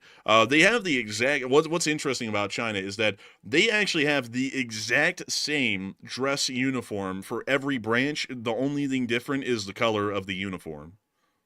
That is interesting. Also, after seeing this, by the way, I really think the odds of Ukraine striking this parade in any sense whatsoever is probably next to zero, because with Xi Jinping being there, the odds were pretty low to begin with. But now with the Chinese contingent of troops being here as well, I would say that the odds of Ukraine striking it, at least in my opinion, is probably less than 5%. Yeah, I would say so. Also, man, one thing I got to say, dissing on the Chinese a little bit, is that they got way too much gold on that uniform, dude. It looks like it's been a blingified uniform. Yeah, honestly, it really does. I will say, though, they look a little bit sharper than the Russian forces. I will say that, but it doesn't take too much to look sharper than them. But they do look like they're more disciplined, I would say.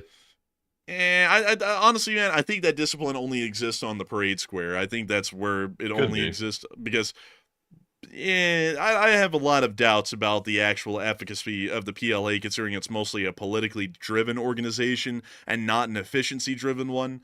So I have a feeling there's a lot of incompetencies that exist if they actually got into a major conflict. But we can see them here. Oh, man.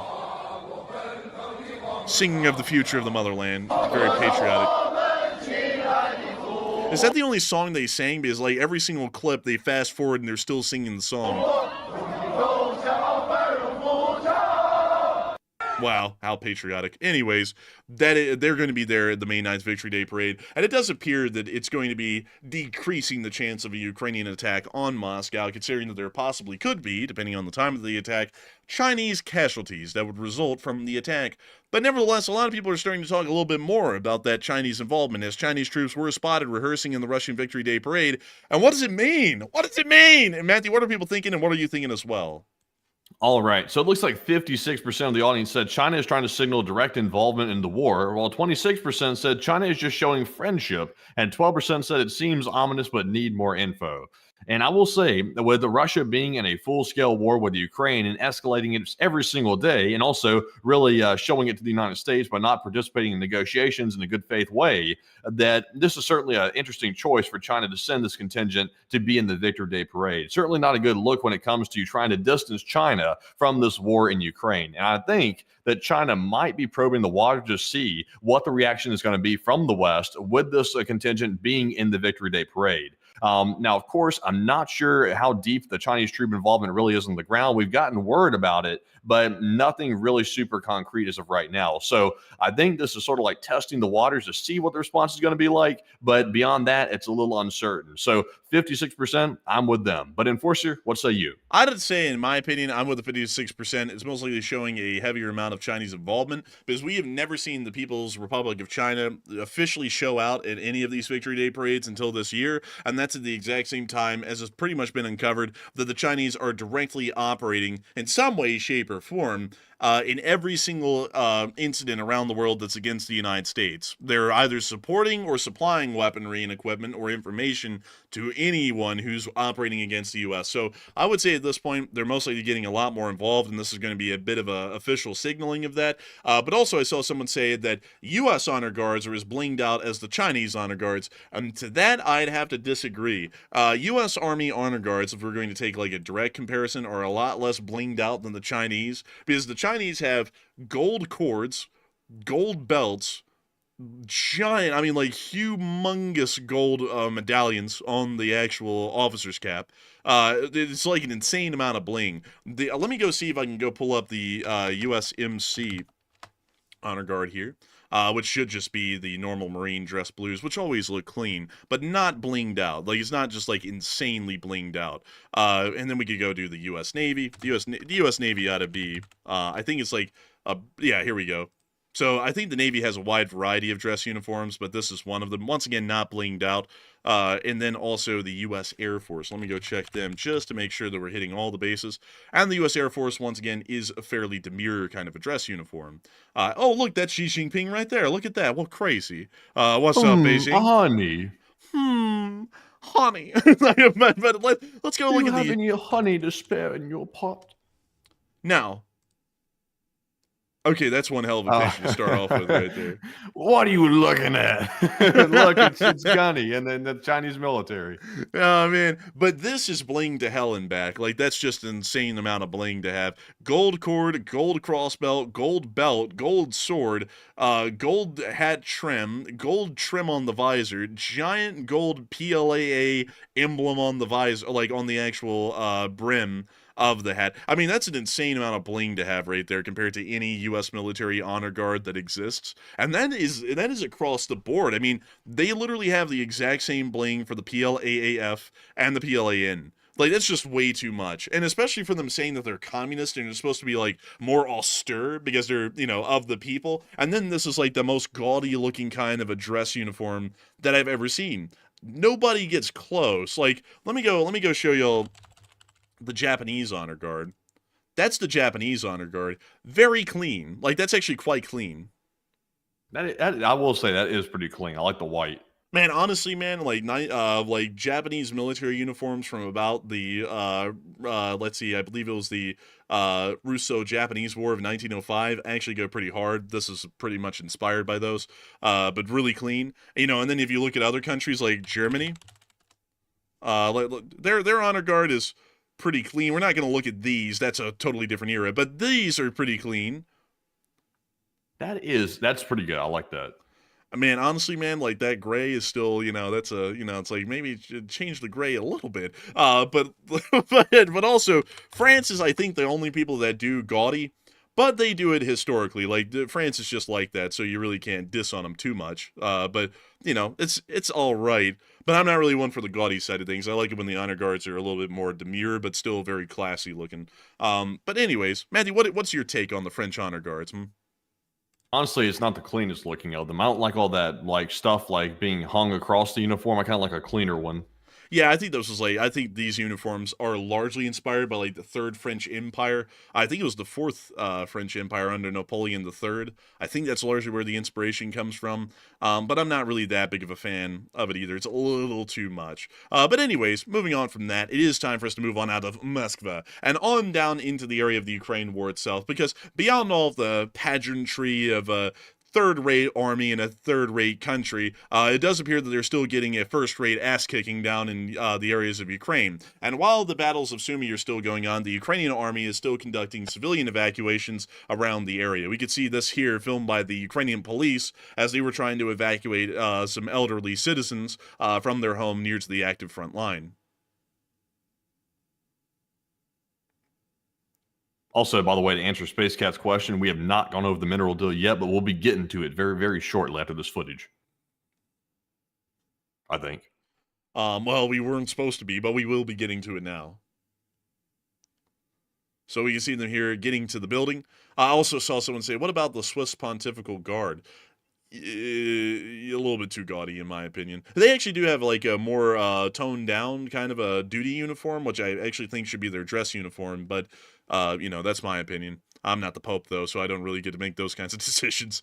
But let's see here. I see some people saying less is more. I'm for less, on the dress uniform side of things, but I'm not for less to the point it becomes like a corporate, grayscale kind of an office space where your house is it's either white, all the walls are painted white, or it's a light gray somewhere. I'm not for that. I'm for simplifying them, but not to the point it becomes, wildly overly simplified. When we see them evacuating the elderly citizen here out of the van.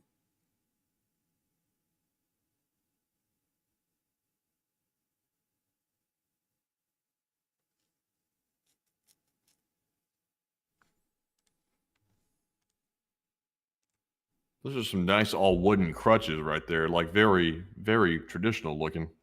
Very clean, really. But that was the end of the clip from the Ukrainian police. And moving on out of the Ukraine war really quickly and on into the mineral deal, we were able to hear that the U.S. did sign the mineral deal today. It finally has been signed.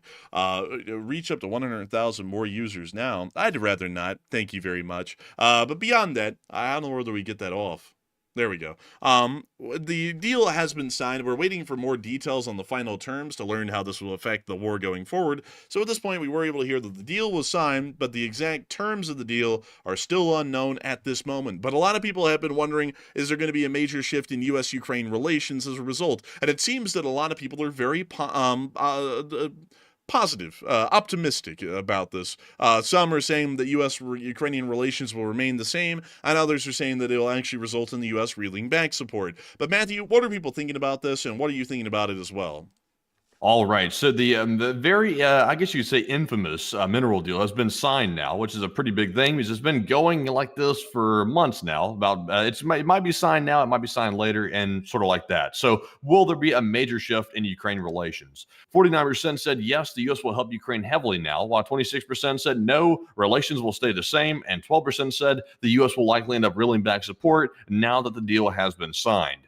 And we don't know very much right now, though. The details are kind of murky, but the one thing that we are sure about is we have gotten this in a statement is that there has been the establishment of a United States Ukraine Reconstruction Investment Fund. And apparently that means that there's going to be a fund where both countries put money into it, and it's put toward the rebuilding of Ukraine. And no country except for the United States can take part in that fund, meaning that the United States has first dibs on rebuilding Ukraine and having a major economic interest in the country when it gets rebuilt back up. So that is all we know at the moment. We don't know if any of the other stipulations, which were talked about before, which were controversial, are in it. And we don't know if there's been any repayment added to it or any security guarantees that Ukraine is secured as of right now. So very murky, and really can't wait on it too much until we know the other details. But I will say, generally speaking, I don't think the U.S. is going to reel back support. I think generally the relations will stay the same. But Enforcer, what say you? I would have to agree with Matthew. I think the relations may stay the same for now. And also, once again, we have no actual details about the terms of the agreement. So once again, it's really hard to make any comment on it without any knowledge of what it actually says. So with that, I'd have to go with the minority as well that stated that the U.S. relations may just remain the same, at least for now. But I do like everyone's optimism. I do like it. And hopefully we'll see that ends up being repaid in full, that optimism at least. But we also were able to hear that apparently a peace deal didn't happen, as the president believes a peace deal between Ukraine and Russia is possible, but he says he can't guarantee it. Putin is a very smart and cunning man. He had no intention of ending the war. He wanted the entire territory. I think we'll make a deal, but I can't guarantee it. So pretty much meaning that this is not going to end now, and it's going to go on for a while. So, shocker, everyone. I didn't expect that one. But anyways, moving on from that and back into the actual war on the ground, we were able to see the Ukrainians dropping some bombs on the Russians. Take a look at this. You see the MiG-29 lifting on up into the sky and getting ready to drop those bombs. And we see them drop them, and they're hitting the deck as quick as they can. There it goes, right on down, and taking a nice high G turn at the moment. Also, by the way, AF Kaplan asked a pretty good question. He said, has Ukraine's parliament had the opportunity to review or vote on the mineral deal? Not as far as I'm aware. And according to what we've heard before, it does have to be ratified by the Ukrainian parliament, or the Verkhovna Rada. And I'm really not sure when that's going to take place. And there hasn't been any real discussion in the public about it. And it makes me wonder if there's essentially, like, I guess you could say the equivalent of a gag order on this deal, because the U.S. president hasn't really spoken about the details, the economic advisor hasn't, and Ukraine nor Zelenskyy have either. So I'm wondering if they're trying to keep this under wraps for some reason, because the lack of details is pretty notable. It is a very interesting thing. Meanwhile, we also get to see in our location unknowns a BTR-4 in operation being pulled into a nice little dugout. There's the driver. There's the driving, the display board. I'm having a really hard time with words tonight, Matthew. English is not my strong suit tonight. We can also see him here loading ammo into the autocannon. And those were the end of the pictures, but pretty neat to see that BTR-4 right there. Meanwhile, we also get to see the 8th Special Operations Forces on the front. Pick goes hard. Feel free to screenshot. A pretty neat one. Oh, that's classy right there. I like that one. Bro, I don't know if they had to take time out of their war to pose for that. I think they did, but still very clean. Moving on from that and into our next one, we also got to see a Russian telling North Koreans to not light fires, which it appears that they didn't listen to. The reason why you don't light fires is because it gives you away pretty easily, both to the naked eye and infrared, and it makes you a giant, literal beaming target to hit. And this man out here is turning into an android. He said, it's like, bro, it sounds like an android on an alarm, but on silent. Украина, пау-пау, костер. This unit symbol is literally just a bird. Bro, it literally is. And this North Korean's also wildly happy, man. He's never felt a fire back in North Korea. He's like, wow, this is crazy. I feel warm. It's just like, dude, get that fire out, man. This guy is rich, too. He's got, food just lining around the campfire. This dude would be known as, the top 1% in North Korea. Dude, back in North Korea, he would be called the wealthy peasants. He'd be executed. Sure. And the Russian's just laughing because he's like, dude, you're going to get hit by a drone, later tonight. Huh? I'm sorry, is that a diet drink? Yeah, it's a diet drink. It's all we had. Good, but it's gonna be the last. That's a Sopranos reference, by the way, just so if anybody doesn't know, I'm not crazy. Все, давай, ты Oh, уже look, a это cigarette. делаешь. Потом You never seen one. пиздец будет. He's like, do I eat it? It's like, no. Don't start chewing it, you're gonna throw up. Man, also we get to see the Russians recovering their M wraps and shopping racks now. That's a Tiger M covered in shopping racks. That's awful right there. And it looks like they might have looted the local Tesco. Man, I guess you could say that there's a cleanup on aisle 7. But moving on from that into our next clue, we also get to see the Ukrainians are now operating an underground hospital. Here it is. Wow. It is a hospital. And Oh, that's nice. I like that. Like the tube hospital thing. That's pretty nice little bunker.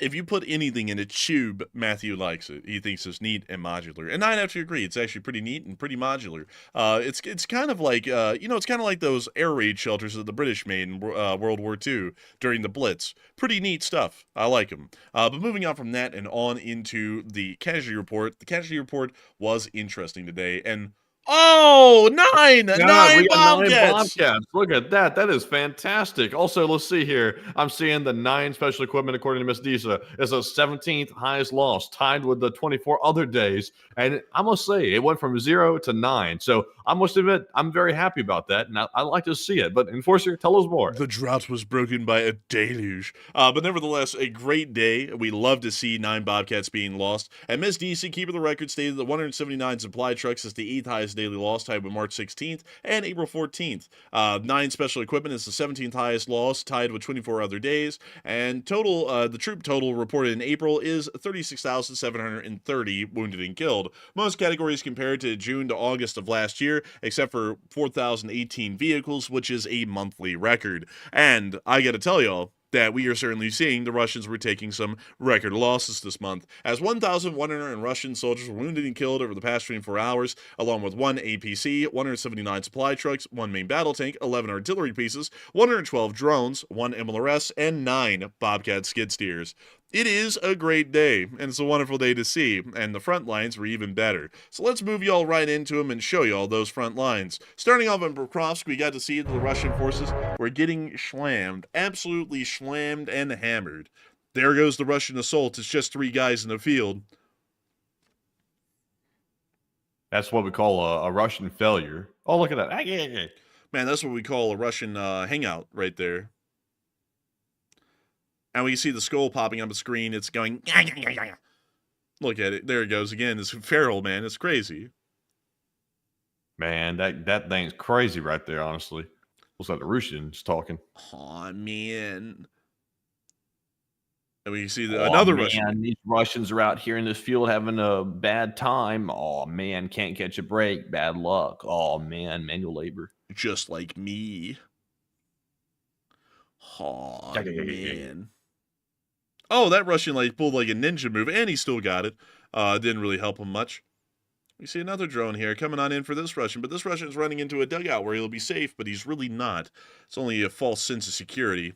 And there's the skull again. I don't know if that thing's laughing or hungry, but it's yapping that jaw a good bit. Gee, it likes to hear itself talk, says someone.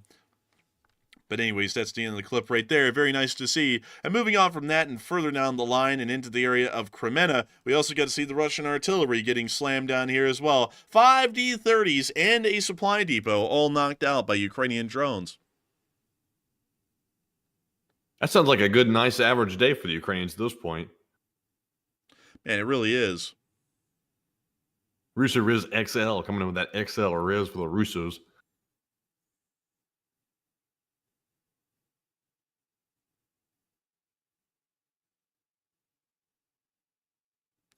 You see here, the Russo Riz is coming in and hitting your Rizzler. Goodness. That joke made no sense at all, even to me. I was trying to figure out how to make it make sense, and I just had to go with it, and that was terrible. That was a flop. Sorry, folks. Someone's about to come in and go, I like your show, but God, your comedy sucks! And it's like, well, it's kind of a hit and miss thing. We're not really a comedian, see? We're not really making a whole monologue before our show every night. Man, I like it now. You're giving the problem, you're answering the question and everything right before Yeah. the bots even say it. We got to, man. We got to be. Someone's about to come in here and say something like that, and it's going to be like, well, that's nothing new. But anyways, we were able to hear that the Ukrainians did take some ground in Chasiv Yar today, and we also got to hear that they were taking a small amount of ground in Toretsk today. And we also were able to see the Athena unit in operation here as well. Whoa, we're going to mute that heavy metal, and we can see them moving through the city of Toretsk, getting ready to make combat with the Russians. Oh, this is the filthy streets of this place. This is muddy, nasty. Look at that. Man, your average New York City subway system. Man, the filthy streets of Philly. What you like a filthy Philly? I don't even know how to do a Philly accent, honestly. Man, the filthy streets. Look at this guy's carrying a shopping bag like he just went shopping. Also, I like he's got ass protection, too. That's a nice touch. You got to have the ass pad. Look, Jerry, I mean, he's got the ass pad. He's the ass man. I'm the ass pad, Jerry. And we see them now flying the drone.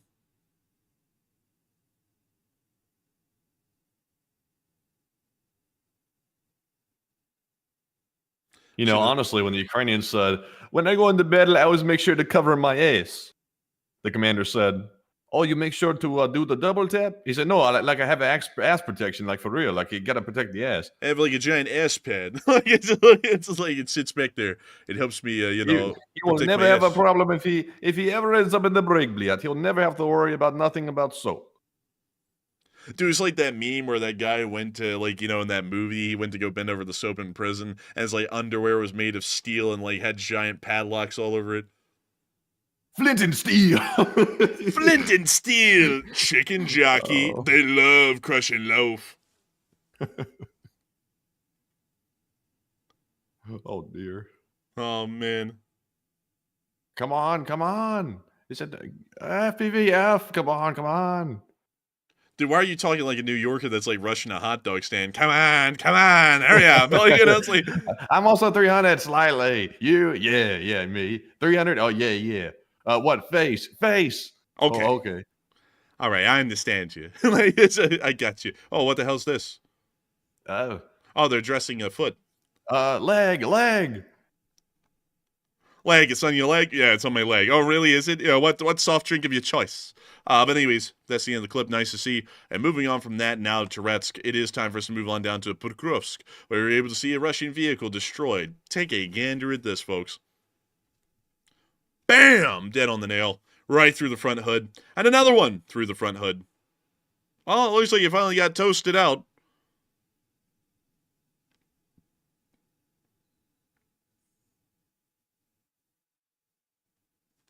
Now you see them here flying the drone around. I think that armored vehicle is done for, really. I don't think they have to hit it again.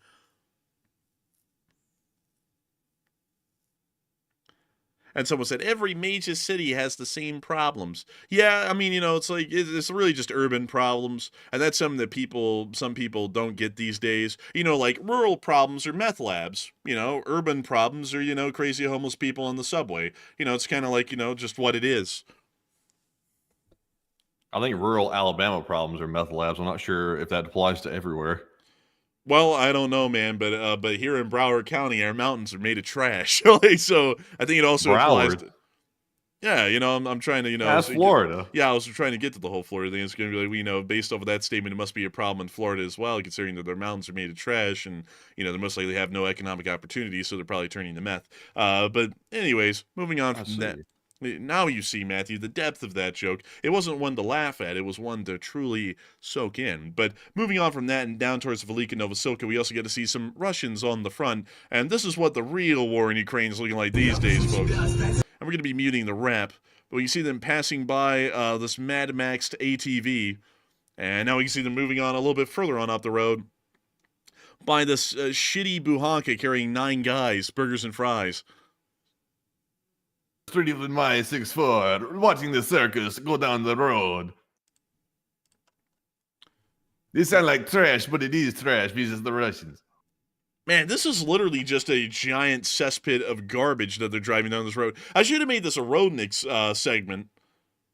honestly. And also look at this devastation on the side of the streets. Just awful. And terrible, terrible sadness. But moving on from that and down towards Verbove, we got to see Ukrainian taking out drone. A Russian drone, several drone. Look, here goes first one. A pink, and there goes a second one.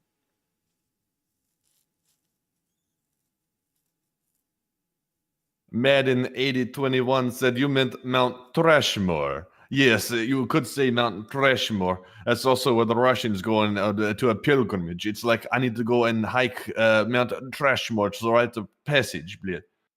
Also, someone just asked, are y'all guys not talking about Ukraine anymore? In the middle of the Ukraine war segment. Yes, we are talking about Ukraine. That's why we're in southern Ukraine right now on the map. But moving on from that and down near Saki in Crimea, we also got to see that an S-400 radar took a pretty significant hit by a Ukrainian drone, knocking out the radar and knocking out the entire S-400 battery at the Saki airfield in the process. Pretty nice to see. We also got to see the air defense working over the city of Odessa overnight in this clip right here.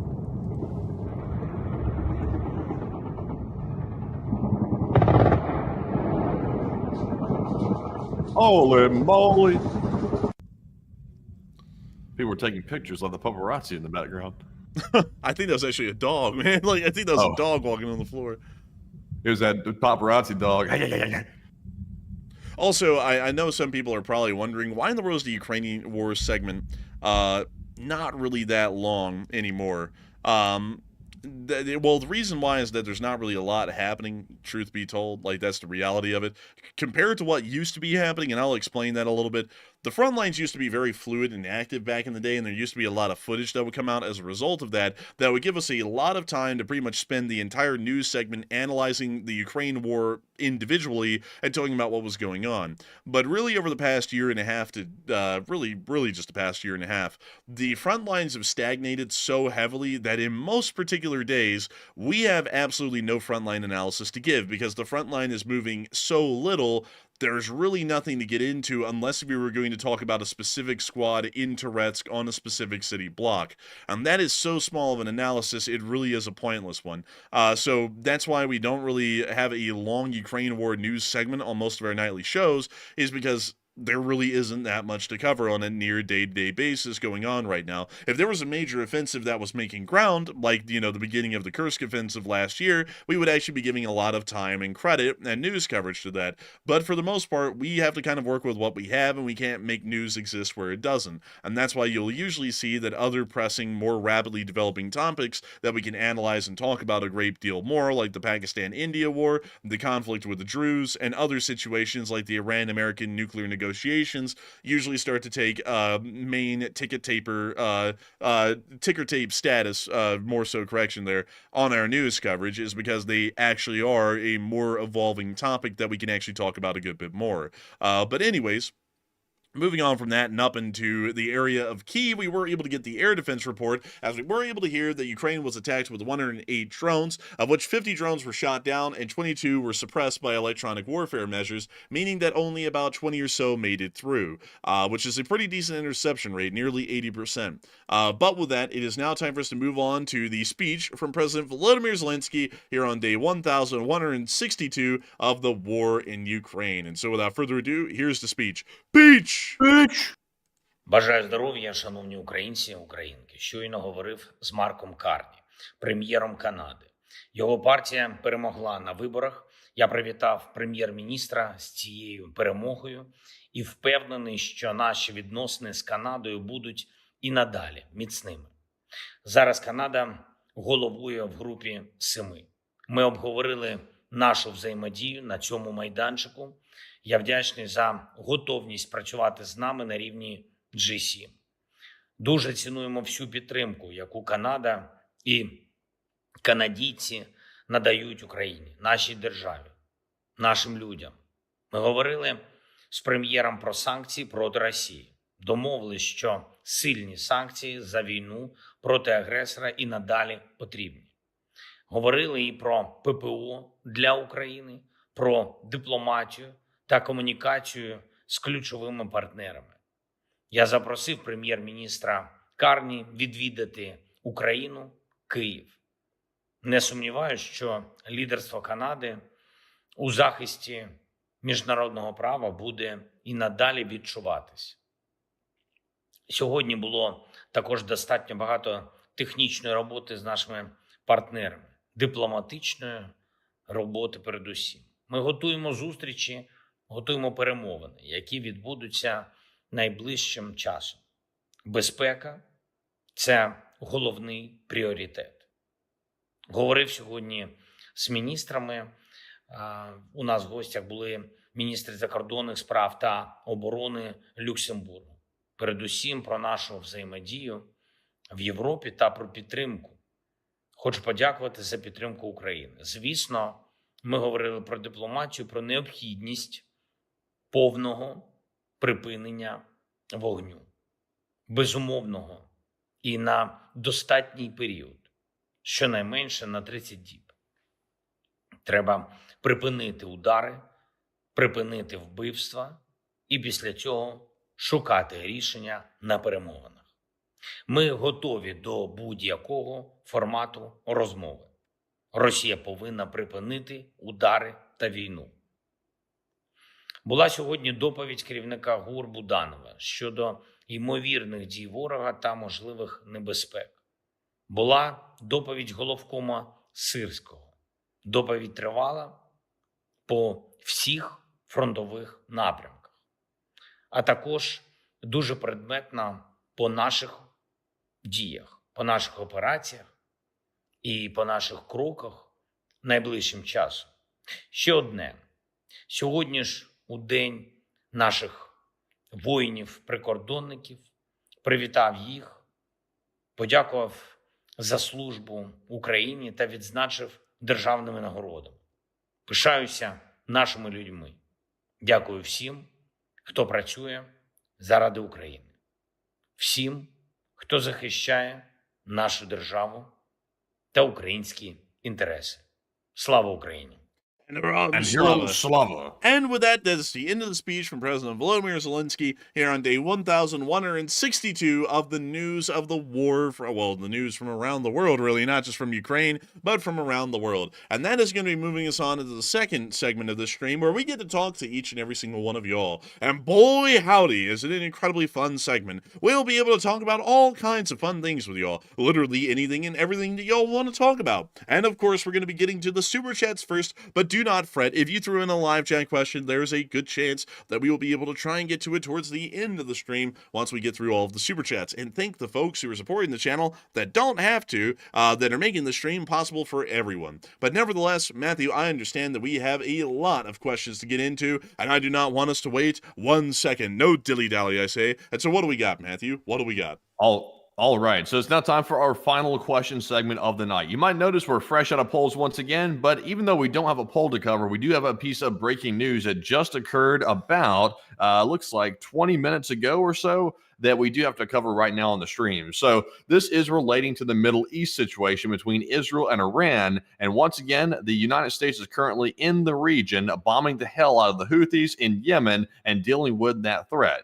So right now we have gotten a statement from the Secretary of Defense of the United States on Twitter, and I'm going to read you the message. The tweet says, "Message to Iran. We see your lethal support to the Houthis. We know exactly what you're doing. You know very well what the U.S. military is capable of, and you were warned, and you will pay the consequence at the time and place of our choosing."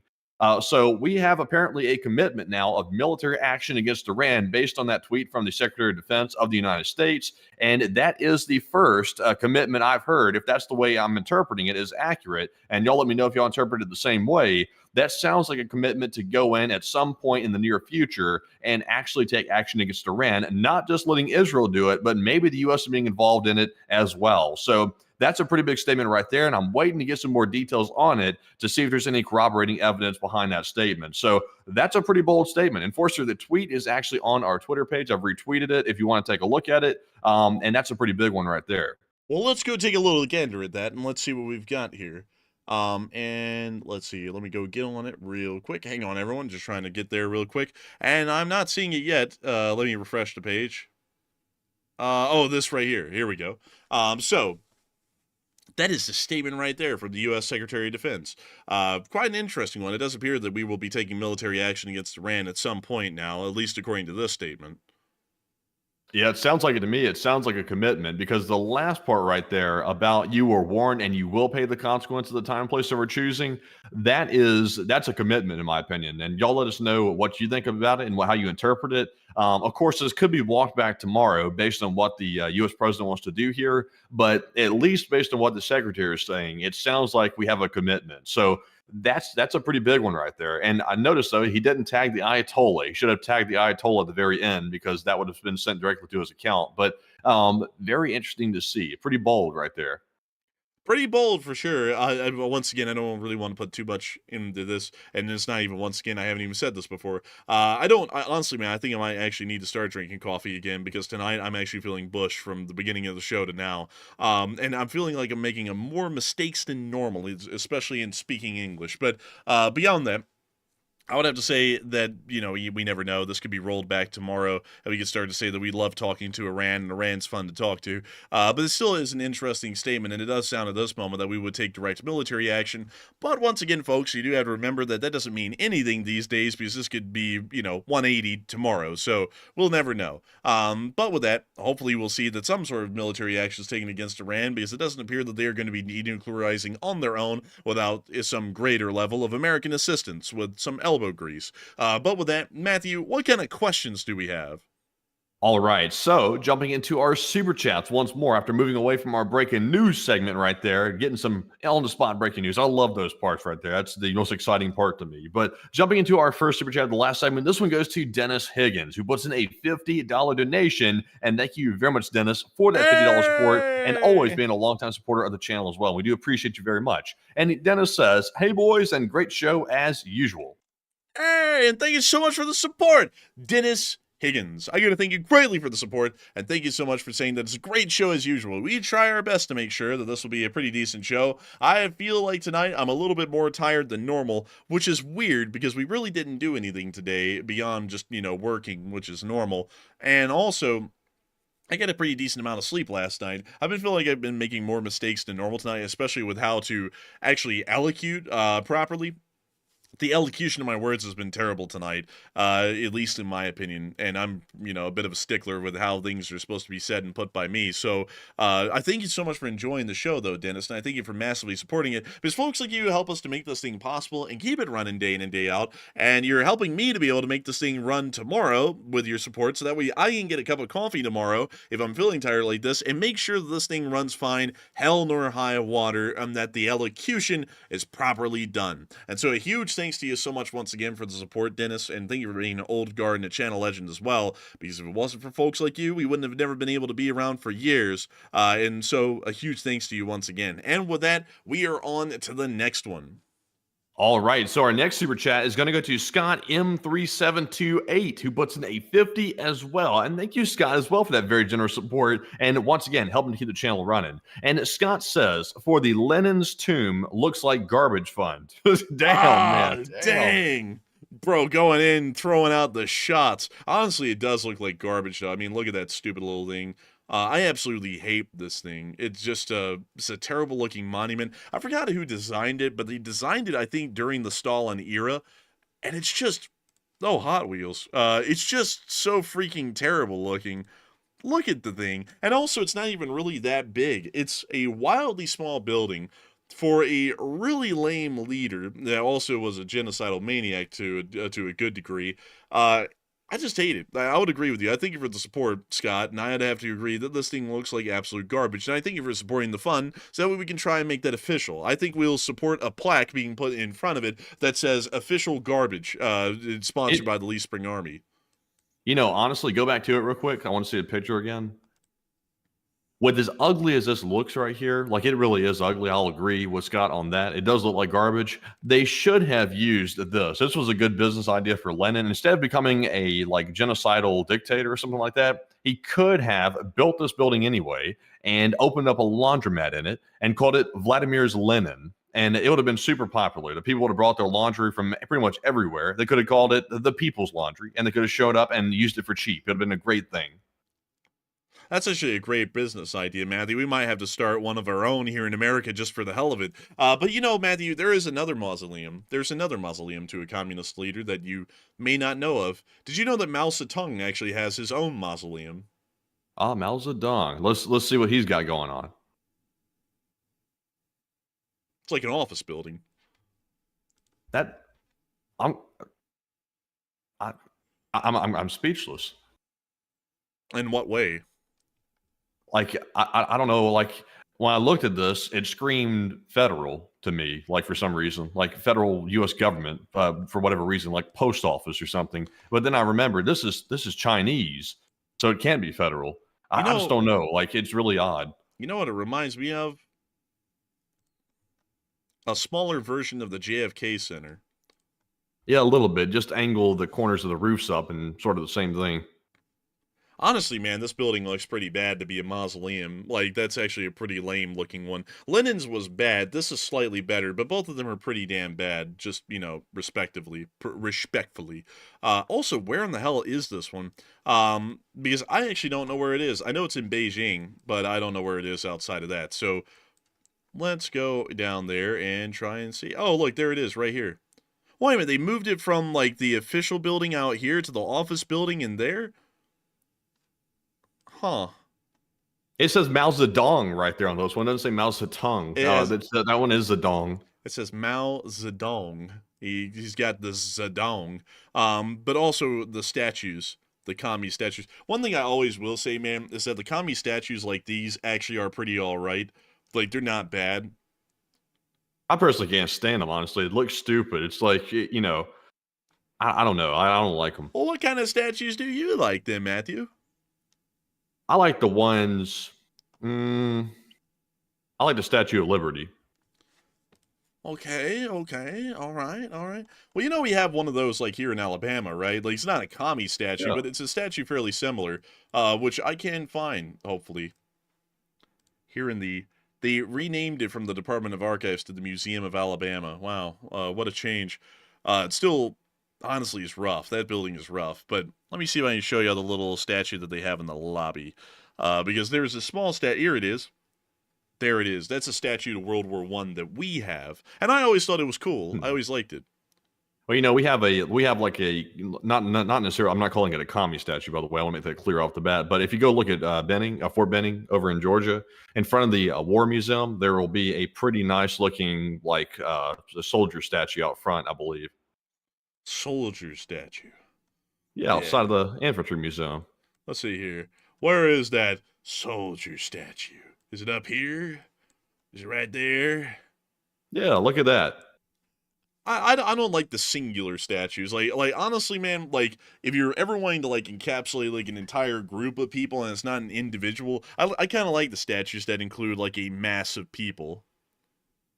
Yeah. It gets across the idea that it's a movement, not an individual.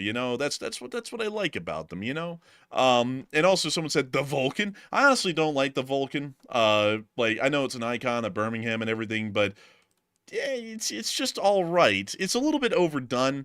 And also, I always ask, why in the world did the guy have to cheek him up? Like I just never knew why. Like honestly, a little bit too cheeked up. You know what I mean? Like it's just a little bit odd. But it's. I don't know. Every single time I've ever really seen the statue, it's always been like a little gift shop gimmick thing, and they've always made it into a bobblehead, which is really like cheap in the look of the thing. It was actually made by a great artist. This artist also was the one who said that Alabama marble was the finest in the world, which I really do appreciate. But beyond, it's stuff like this that kind of really cheapens up the Vulcan. It's like, what the hell is this? Like, this is like an eye test kind of thing. I don't know. I just don't like that. I don't like that they did that to him. They did him dirty like that in front of the squad. But anyways, another statue that I'd appreciate greatly. Let me think here. Where is another statue? I like the statue that was carved into the rock, Mount Rushmore. Like that's a good one. I think it's technically considered a statue. I like the statue that was carved into the rock. I was like, yeah. I was trying to rack my brain. I was like, if I say like something describing it, I'll remember the name. And I was like, oh, that's right, Mount Rushmore. Here we go, Mount Rushmore. There we are. That's a cool one. That's cool. Like that is something very cool. Like people will come around the world to see those right here. Man, and then you see it, and the statue's actually pretty small. And then you're like, well, that's that. And then you leave. Like it's kind of like everything else. Let me see here if I can show this to you. Up close. Because this ought to have a good sight line. Yeah, here we go. So that's it up there. It always looks really, really big when you see it in like other pictures, but it's not incredibly big. It's somewhat small actually. I think it's pretty cool nonetheless. Like that's pretty sick. Like I would like to actually see this in person sometime. Yeah, it is really cool, and I will agree, it's pretty sick. But it's kind of like Stonehenge, though. You think it's a lot bigger than what it really is. I had to yawn through that one because I had to get it out. But also the sculptor studio. What's this? Oh, that's actually pretty neat. Oh, well, look, they did a little extra down here in the bottom. Oh, they showed you what they would look like. They did the whole thing. Yeah, like that's actually what the plan was. They ran out of money, so they just left it as the heads. But it was supposed to be this. The heads just look better. Honestly, I don't like this like real version. Yeah, I didn't like it either. I think the heads looked a lot better. But you could actually see where they started working on George Washington's body. Like you can actually see the shoulders were carved out and everything, and then they stopped because of a lack of funds. I would have loved to have seen how they did this, by the way. That seems like a feat. This is about as like marvelous as the like engineering on the pyramids to me. Oh, it was a feat. It was a feat because Teddy Roosevelt's head kept collapsing. That's why it's so far set back, is because it was supposed to be like pretty much flush with the other three, but because his head kept collapsing because the rock was a little bit less I think it was more porous in that area and more brittle, and as a result, it would break more. They just had to keep recarving his head over and over, and I think it was the fourth attempt that was successful, and that's why his head's all the way back there, pretty much mean mugging Abraham Lincoln instead of looking straight out at you. Huh, that's interesting too. Yeah, it's a really interesting kind of a thing. Another interesting one, actually made by the same artist, is Stone Mountain near to Atlanta, Georgia. I don't know where that one is. Let me go see. Stone Mountain near to Georgia. There we go. Stone Mountain near to Georgia. Here we go. I think this ought to be it. So it's a giant engraving on the wall. This was made back in a different time in American history. I know some people go, oh, but it's a different time. So that's, why I'm bringing it up. I'm bringing it up because of the masonry work that went into this. But it's a giant carving on the side of Stone Mountain of General Robert E. Lee. I forgot when the exact moment was supposed to be that this was about. It's kind of like their version, I guess, of the crossing of the Alps, leading up to the Battle of Marengo for Napoleon. But it's not as impressive. This actually precedes Mount Rushmore, and this also was actually interesting enough to give you a little bit of a history here. This actually was what the artist, the stonemason or artist used to be able to get funding for the Mount Rushmore project, because people looked at this back in the day and went, wow, that's actually really good. We ought to give him some money. And then they gave him money, and then he went up to Mount Rushmore and he made Mount Rushmore into a thing. But pretty interesting thing with this. It was kind of like the precursor to Mount Rushmore. And also, I never knew where Stone Mountain was until now. I always thought it was in western Atlanta, not eastern Atlanta. But apparently it's all the way out here. And also there's a dinotorium right next to it. So did not know that. That's all new to me. Anyways, it is time for us to move on from that. Well, wait. There's actually one more statue. One more cool statue. This is, in my opinion, is actually pretty impressive. The Jefferson Memorial. This is a singular statue that I think does a pretty good job at encapsulating Thomas Jefferson. This is like an individual statue for an individual. Honestly, the Thomas Jefferson Memorial is a really cool one. Inspired by the Pantheon. Kind of having that Enlightenment sort of an architectural style to it, and just entirely being encompassed on Thomas Jefferson, one of the key founding fathers. A really cool monument. But just the Lincoln Memorial is pretty good too. I like that. The Lincoln Memorial is pretty good, I will say. Like, honestly, I'd say they're on par. But the Thomas Jefferson Memorial is also a very impressive one, and I also like that it's styled around the Pantheon in Rome, which is a really cool building and an architectural feat of itself. But the Lincoln Memorial is also a really good one. I also like, in my opinion, that the Lincoln Memorial had Lincoln made entirely of marble, instead of having a marble pedestal and then a brass or metal statue. It was all marble, which I think looks a lot more classy, like at least on the interior presentation of it. Yeah, I'm just always so impressed with how people can like carve like rock and marble like that, like so precisely. Like they make the like flowing of like the pants and stuff like that, like it's actually got creases on it. That's just insanely impressive to me. There's actually some really impressive marble sculptures out there. Let me see if I can show a couple of them without. Oh, this one's This one's a great one, actually. This is of a, I believe it's a woman who died or something like that, and she had a veil put over. But it was really impressive because just, let's see here. Yeah, I can show this. It'll be fine. Take a gander at this. I don't know how they do it, but they made it actually look like the marble itself was a thin veil of fabric over a solid body, which is such an impressive kind of a thing to portray in stone. Yeah, it is pretty cool. Oh, you know, one thing I will say though is I just realized something there. It made me remember it. Back at the Lincoln Memorial, if you go back to that photo for a second, like go back. I noticed a sign that said "quiet, respect in here, please," or something like that. I don't understand that. Like, I know some people are going to be like, "Well, it's to pay respect because it's the Lincoln Memorial. You know, it's the memorial for Lincoln." I don't understand the need to go in there and act like we're worshiping Lincoln. It's like we're not necessarily worshiping Lincoln. It's like, I don't understand that. Now that I remember it, way back when we went to DC, they were like telling everybody, "Hush, hush, you can't go in there and be loud or say or even talk at all or anything like that." It's like what? It's like that's a little overboard. Like I don't know about that. Yeah, and I don't know about that either. You know, it's like it kind of makes it almost into like a thing of worship, and it's like, look, I get that we respect the guy and he was a great president, but at the same time, he was just a guy. You know, it's not like God's lying here dead. You know, it's like this is just some other guy like all of us. So you know, someone said don't yell chicken jockey in there. You know, next time we go in there, I'm gonna have to yell Flint and Steel. We're gonna get thrown out. You sorry bastard! Get out of the memorial. How dare you, sir? Like, how dare you? It's like we want respect and quiet. Why the hell is the flight path into Reagan International Airport literally right behind the memorial? So that way, when you're in there being quiet, you just hear of like a jet engine screeching by as they're landing at the airport. You know, it's like, that's really quiet and respectful. Lincoln would have wanted this. Lincoln would have wanted these giant steel birds shrieking hell by his memorial every 30 seconds. That makes sense. But also, look, it's the Einstein Memorial. Why does he look like he's made out of, like, dough? They did him wrong. Made him look like he had rot foot going on, or what did they call it? What do they call that? Trench foot or something like that? Bro, made him look like he was a pile of turd. It's like, why did they make the statue style like that? That's terrible looking. Let's see. Hold up. Let's see here. Oh, the Korean War Memorial is actually a pretty cool one. Here we go. This one's actually a pretty neat one. Yeah, this one's pretty good. Yeah, I like this one. I respect this one a good bit. But let's see. What else? What other memorials? What other memorials are around here? The World War II Memorial is actually a pretty good one.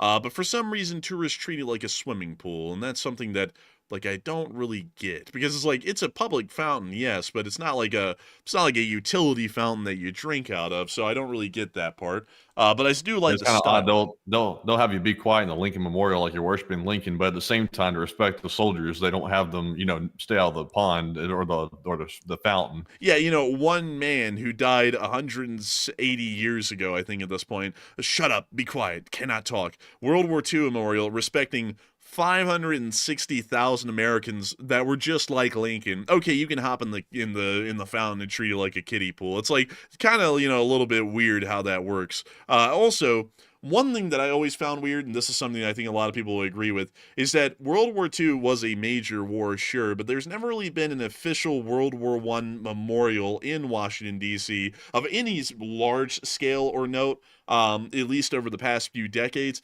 until they created Pershing Park, which is a World War I memorial, but it's only to John Pershing, which is also a little bit weird to me, because it's like, okay, well, it's like, yes, it's a World War I memorial, but only to John Pershing? That's it? Like, there were so many other influential people involved in World War I, and it's like we only made a monument to him. But I do like this one. This is actually a pretty cool one. I like that. That's very good. He goes hard. See, Matthew, the multiple people statues, they do go hard. Yeah, I just like the capitalist ones. I don't like those commie ones. I don't like the commie ones either. But if you take the commie style, though, and you turn it into our American Republic style, then I think it turns out really good. Like this. This turned out really, really good. I would agree. Also, I saw someone say, is there a Civil War memorial? I don't really think so. Now, there's not one in Washington, D.C., but not far from here in Gettysburg, which is, let's see. Oh, my Lord, I'm forgetting where Gettysburg. Here it is, right here, Gettysburg.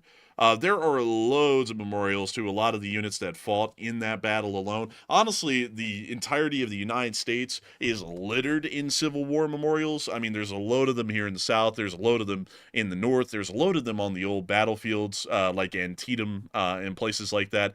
But let me see here.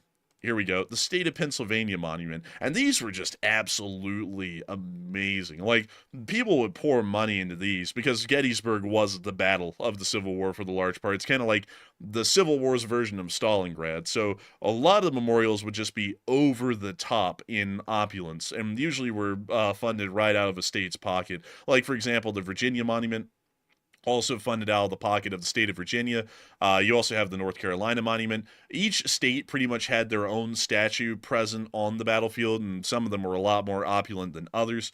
And I think there actually was, let's see here, I think there was a Alabama Monument somewhere here, because there were some units from Alabama involved in the Battle of Gettysburg. I'm not finding them. Here we go, the State of Alabama Monument. There it is right there. So pretty interesting, but they got loads of memorials for pretty much every single state and the troops from each state that were present at the Battle of Gettysburg. And then you can find a whole bunch of other monuments to the Civil War and memorials throughout the entirety of the country. And still to this day, it's a little bit of a crazy thing that people don't think about, but World War II is in a lot of people's memories as a deadly and devastating war with how many Americans it killed. The Civil War still killed 100,000 more people than the Civil War did in the course of the 4 years that it existed. It is the deadliest war in American history still to this date. And so I think it's pretty deserving that there are a decent amount of memorials to the dead, because still, at least historically, it is the deadliest conflict that Americans ever fought. And it was against each other, which is the most unfortunate thing about it. But anyways, with that, I hope that does address it the best we can. And we are on to the next one.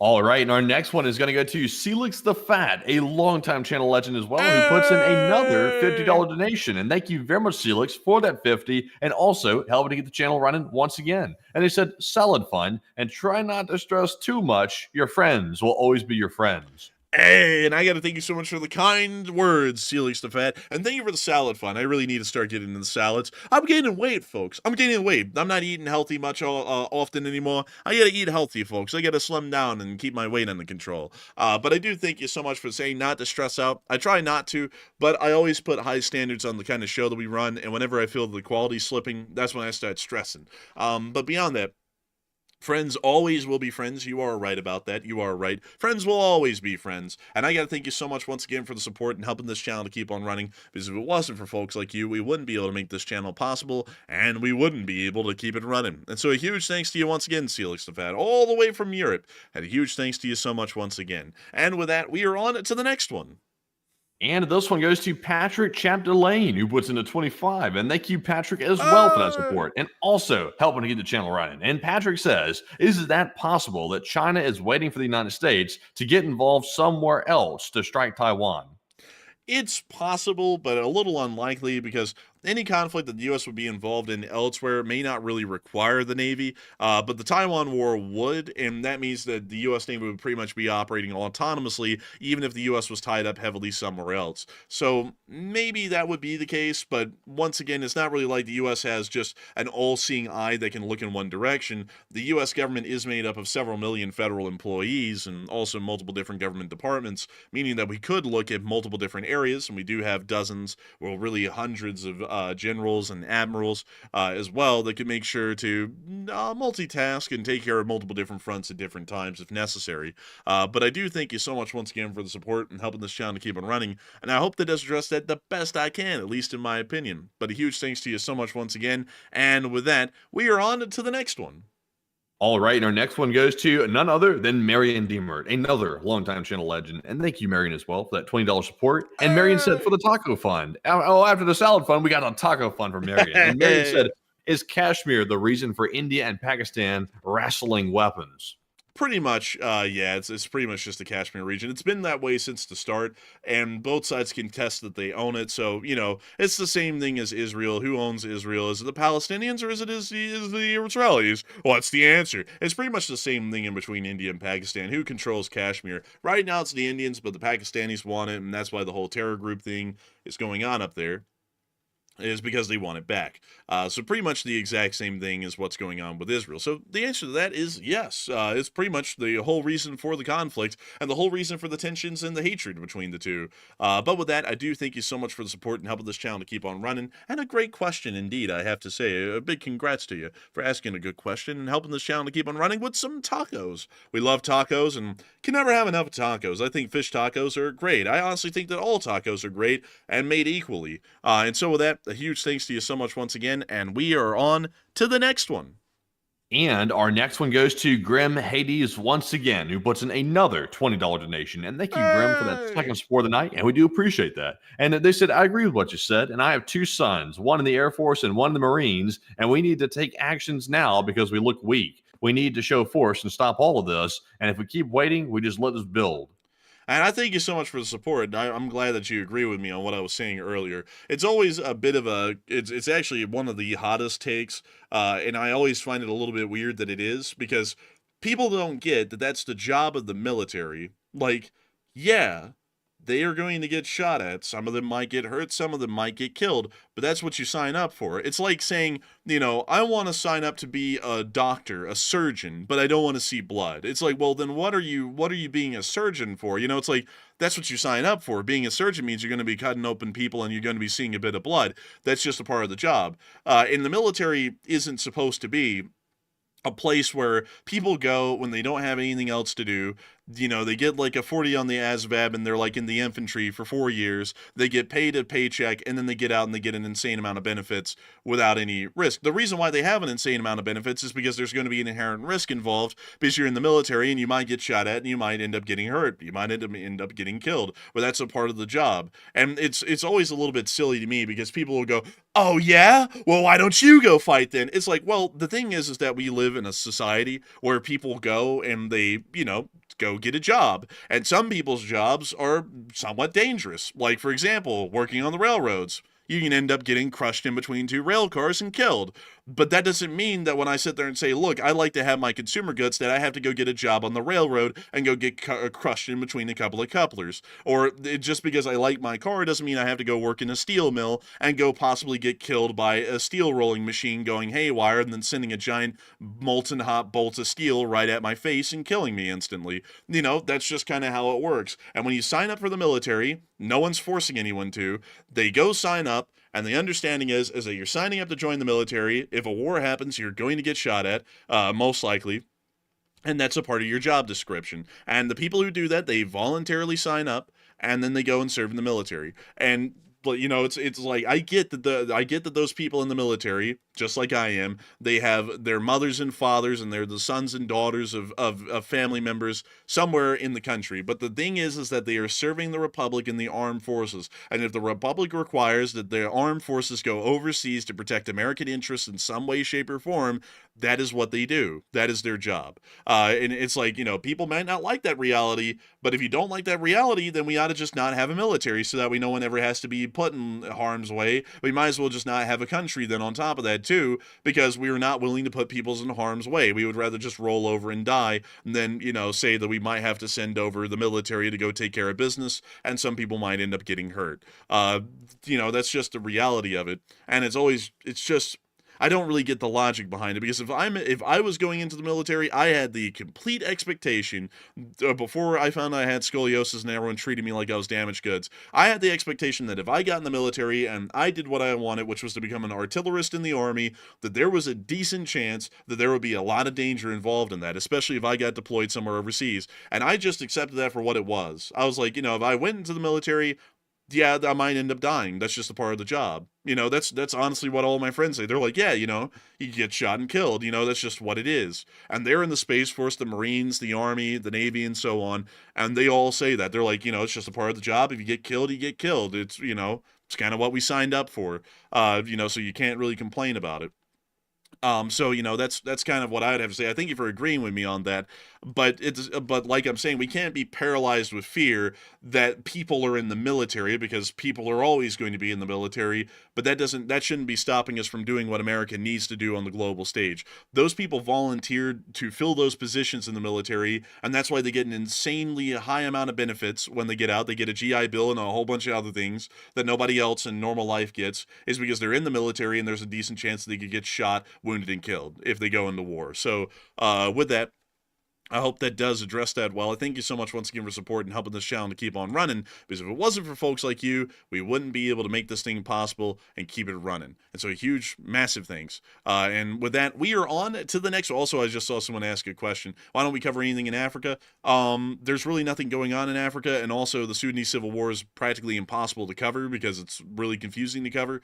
And also everyone hated it when we tried to, so that's why we don't cover anything in Africa. So anyways, with that, we are on to the next one. And our next one goes to Monty J. And Monty puts in a $20 donation, and thank you very much, Monty, for that support. He said, will it be a NATO Article 5 or West Taiwan conflict that sets off total conflict for all? I have a feeling that it most likely would be a NATO invocation of Article 5 that would clearly start a world war, because with a West Taiwan situation, that is largely just the U.S. getting involved. No one in Europe would get involved in that because they don't recognize Taiwan as a country at all, even the sovereignty of the Republic of China's government on the island of Taiwan. They don't even recognize that. They just view it as a part of communist China. So none of them would get involved. The U.S. would be the only one getting involved, so while it would be the two largest countries in the world duking it out over Taiwan, it technically wouldn't really be a world war. Now, on the other hand, if Ukraine kicked off and Article 5 got invoked, and all of Europe, the United States, Canada, and everyone else got involved on beating up the Russians, then that would be a world war. Because then we would clearly see that there would be a international coalition going up against the Russians and most likely China simultaneously at that point, with how close China's trying to get to Russia again. So in my opinion, I would say that that would be more so the world war than a Taiwan situation would be. Although Taiwan could evolve into a world war just on the flat out basis of, you know, both of those instances happening, or both of those hypotheticals happening while Matthew cocks a gun or something in the microphone. I don't know what that was. But while all that was not a gun, by the way. That was just a little something on my desk. Man, that sounded literally like a shotgun racking in the microphone, man. It was incredibly loud. But anyways, I kind of lost my train of thought there because that was so loud. I completely forgot what I was saying. But I hope that addressed that well before that came to that point. I thank you so much once again for the support and helping this channel to keep on running. And with that, we are on to the next one. All right, and our next one also goes to Monty J. He puts in another $20 donation. And thank you very much, Monty, for that second support of the night. He said, back up from the trees. How would you write this in the history books? The forest wonders why. I thank you so much for the support, but unfortunately, I don't really know what that means, and I don't really know what the context behind it is. We've covered so much tonight. Go ahead. He's basically saying, in a large scale view, and not taking the tree or missing the forest for the trees, how would you write what's happening right now in the history books? And I assume he means, would you classify this as the beginning of the World War, and where would you place it in history? I would say that this is the pre-World War phase. Thank you for clarifying that, because unfortunately, I think from my little tired brain, it was going right over it. I would say that this is the pre-World War phase for sure at this point. We're most likely just watching the moves being made by all sides before this World War breaks out, and we're pretty much just counting down the time. That's what I'd largely say at this point, at least in my opinion. I do thank you for the support and help with this channel to keep it running, and sorry for misunderstanding that the first time, because I wasn't understanding what it was meaning at all. I was like, I don't know. I'll be honest with y'all tonight, folks. I think that not having coffee while I was bragging about it is actually a bit of a detriment tonight, because my brain is literally working at a snail's pace. It's incredibly hard to keep up with what I got to say and do on air. But still, thank you so much once again for the support. I hope that did answer that well. And we are on to the next one. And our next one goes to Bradley Barrows, who puts in a 20. And huge shout out to Bradley for that $20 support. And we do appreciate that very much. Excuse me. Goodness, I was trying to choke down a quick piece of cheese there to try to survive. Oh, but that's what the sound was. It was you opening up the cheese. Oh, you just snacking over there. Quiet. Dude, you were just snacking over there. So just to let y'all know, folks, I never get to snack or anything, but Matthew, because he has such like long down times between talking, he's over there having a whole meal. Are you having like cheese and crackers right now?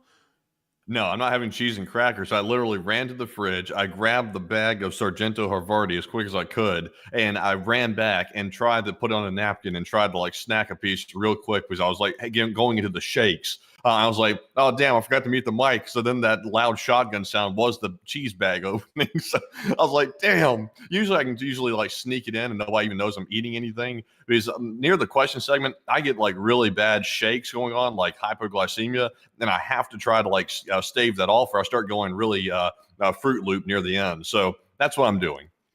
Interesting. I never get to have that luxury, folks. I hardly ever get to eat anything during the show. So I always envy that Matthew gets to do that and gets to snack up on some cheese. But Havarti is pretty good. I was actually about to ask you what kind of cheese it was. But man, I got to tell y'all, folks, that I'm very jealous of Matthew right now. And VJ Spectron said, "Hey, putting on a napkin." I mean, we got to be nice about it. You know, you got to be high class. You got to put that thing on a napkin. Especially when you have those little pieces of paper in between the slices of cheese. You got to be high class about it all. It's a whole thing. Absolutely. And I will say this, since we're on cheese topic now, someone said I'm definitely on Team Havarti. I'll rank the cheeses like this. You have good old classic cheddar. That's a good one. Also, smoked Gouda, very solid, very good one. I love smoked Gouda. Smoked Gouda might be the best. Havarti, nice, good buttery cheese. I like that one. I'm eating it right now. And outside of that, I'm really not a huge cheese person in the other types. I like pepper jack. Colby Jack's pretty good, but I'm not huge on those. The ones I don't like are really sharp cheeses, like Gruyere. Not a big fan. Anything like that, I'm just going with the pass. Blue cheese, Gouda, not Gouda, but blue cheese, and what's the other one? Feta. Not huge fans of those. A little bit too sharp for me. Interesting. I would say that I really like all cheeses except for blue cheese. I don't like blue cheese because it has mold on it, and I just find that to be a little bit rough. But I absolutely love cheeses. I really love Swiss cheese. Swiss cheese is pretty good. But with that, I hope that does address that well while I'm starting to hiccup over here due to a lack of water. But with that, we are on to the next one. We are not taking a water break, Matthew, because I'm a man and I don't have soft hands. But with that, we are on to the next one. All right, and also I see everybody listing off all the different cheeses. Honestly, most of the cheeses that people are listing off are the ones I really don't like because they're too sharp. Like I see people listing off like, let's see, brie cheese. I'm seeing some people say like Colby and cheddar. Those are just classics right there. But too sharp is not my thing. But anyways, moving on from that and moving back to our $20 super chat from Bradley Barrows. Thank you very much, Bradley, for that support. He said, longtime watcher of the show, and thank you for what you do, and mail call. Hey, and a big thank you to Bradley Barrows for watching the show for a while and appreciating it greatly. We love to hear that people appreciate the show greatly because we try our best to make sure that it's a good show every single night, including our Havarti break. And that was an interesting one right there. We've never had a Havarti break on stream before, but I do thank you for the support. And a mail call, is that your form of saying a live chat? That's a very unique way of saying it, if so. But Matthew, what do we got? So the live chat question here is going to go to, let's see here. This one will go to Robert Rhodes, who says, what has China's response been to the crisis so far? China's response has just been to diplomatically support Pakistan, but they've not done anything else to get involved in any other way. So it just appears that they're going to be pretty much doing what the West did with Ukraine. They're going to be going, oh, we like them, and that's pretty much it. So nothing big, really. It's not going to be the Chinese joining the war on Pakistan's side against India, from what we can tell so far. But with that, I hope that does address that the best it can. Thank you for sponsoring that live chat and helping this channel to keep on running as well. And thank you for the kind words. And also, I just saw Slugger not say feta is goat. Feta is good. Feta is really good. I like all kinds of feta. Feta has a very sharp flavor to it. And it's a bit pungent too, and I appreciate that about that because I feel in life, because I've missed out on this most of my life growing up because, I grew up with a typical American palate, so it wasn't really like broad or spicy or anything most of my life. It was fairly bland. But one thing I really do believe in is having a wide variety of flavors, including bitters or pungent foods. Like not pungent foods, but pungent additives to foods. I think that really is a good thing to have every once in a while, just to make sure that the palate is a lot more broad than it could be. Because, why in the world just eat something that's slightly salty or slightly sweet when you can have something that's slightly bitter or something that is spicy, things like that. I think that that's really something to make sure to add a lot of oomph into your diet and make sure that it's actually varied and interesting when you're eating it. So, that'd be my take on it. But anyways, with that, also Matthew just said feta is only good with something. That is a lie, Matthew. Feta is good on its No, own. I'll eat feta if it's in like a breakfast wrap or something like with like spinach and egg or something like that. Feta goes good with it. But outside of that, nah. The goat cheese is a little bit too much for me on its own. Like on its own, it really grosses me out. Danny B offered for us to try his smoked cheeses. I would not turn that down. Like I So would good, fantastic. honestly, any kind of a smoked cheese is good in my opinion. I like anything smoked. And let's see. Someone said Fromunda cheese. What is Fromunda cheese? Let's go pull that up. Fromunda cheese. Oh, okay. Well, all right. Never mind. We just won't bring that up again. Anyways, with that, we are on to the next one. Well, what happened? We're not even going to talk about it. We're on to the next one. So moving on here to our next one. This one goes to Dade Carnes, also known as Raid. And thank you very much, Dade Carnes, for that $10 support, and we do appreciate that. And I do not see a comment attached, but huge shout to you, Dade, for that support. And Enforcer, what say you? I got to thank you for the support, Dave, and helping this channel to keep on running, because if it wasn't for folks like you, we wouldn't be able to make this channel possible, and we wouldn't be able to keep it running. And so a huge thank you to you once again. I hope that does address that incredibly well, and thank you for throwing in some support and making sure that we can keep the gears grinding on this channel and make it possible for another day. And so with that, we are on to the next one. And this one goes to Plans for Sale, who puts in a 10. And huge shouts at Plans for Sale for that support. And they said, I saw a statement from China that they see Pakistan as an ironclad brother. And they say that if India goes to war with Pakistan, that India will be fighting the war on two fronts. I would doubt that. I think that's more so just like a propaganda statement. The plants, I would have to say, because it doesn't seem as though China has made any direct statements against the Republic of India, at least at this moment. So I would have to say, it's probably more of a propaganda side thing than a realistic thing, in my opinion. And also, why would China want to get into a major ground war with India and risk their economic and political stability for Pakistan? It wouldn't really make a lot of sense, at least from a Chinese perspective. And so with that, I hope that does address that the best I can. I think it wants to give her support and help this channel to keep on running. And with that, we are on to the next one. And our next one goes to Kurt Feldman, who puts in a 10. And huge shout out to Kurt as well for that support. He said, thank you as always, Enforcers and LSA. Hey, thank you so much for the support and helping this channel to keep on running. And thank you for the kind words and helping the Lee Spring Army to keep on rolling day in and day out. And so huge thanks to you so much once again. I hope that does address that well. And with that, we are on to the next one. And this one goes to Wapalong Cassidy, who puts in a 10. And thank you very much, Wapalong, as well, for that support. And they said, did they really pass the Citizens Deportation Act? As in what? I'm not sure. When I read it, I was thinking they meant somewhere else, but I'm not aware of one being passed in America either, so I'm not really sure. I wouldn't know in any way, shape, or form. I haven't heard anything about any of that anywhere, so I'd have to declare ignorance on that, at least in the moment. But I do thank you for the support and helping this channel to keep on running and making this thing possible. And with that, we are on to the next one. And the next one goes to Pete Hegsouth, who puts in a 10. And thank you very much, Pete, for that support. And also, when you get the chance, add me to that signal. But also, you said, I love you guys. Hey, and I thank you so much for the support. Please, put us in a nice position up there if that's true. Dial 1 if correct. But I do thank you so much for the support and helping this channel to keep on running. Because like we always say, it is folks like you who have made this thing a reality and help us to keep this thing rolling day in and day out. And so we're always appreciative to folks like you. Greatly, very much so. And so, thank you once again. And we are on to the next one. And the next one goes to Khan LSA, longtime channel legend as well, who puts in a 10. And Khan says, everyone agrees there's currently a power vacuum on the international stage, and we both know the source. And they said World War III because of such weakness from the USA. I thank you for the support, but to say that it's only this administration is a little bit misleading. It's actually been this one and the prior one, along with the one before it. So I thank you for the support and helping this channel to keep on running. But I largely agree with the sentiment, but I wouldn't try and make it a political thing and just slap it on this one administration, because it really has been both, and there are great examples of that. And so with that, I hope that does address that well, and I thank you once again for the support and helping this channel to keep on rolling. And with that, we are on to the next one. And our next one goes to Plans for Sale, who puts in a 10 once more. And thank you very much, Plans for Sale, once again for that support. They said, Enforcer Matt, who is Hot Dog Man?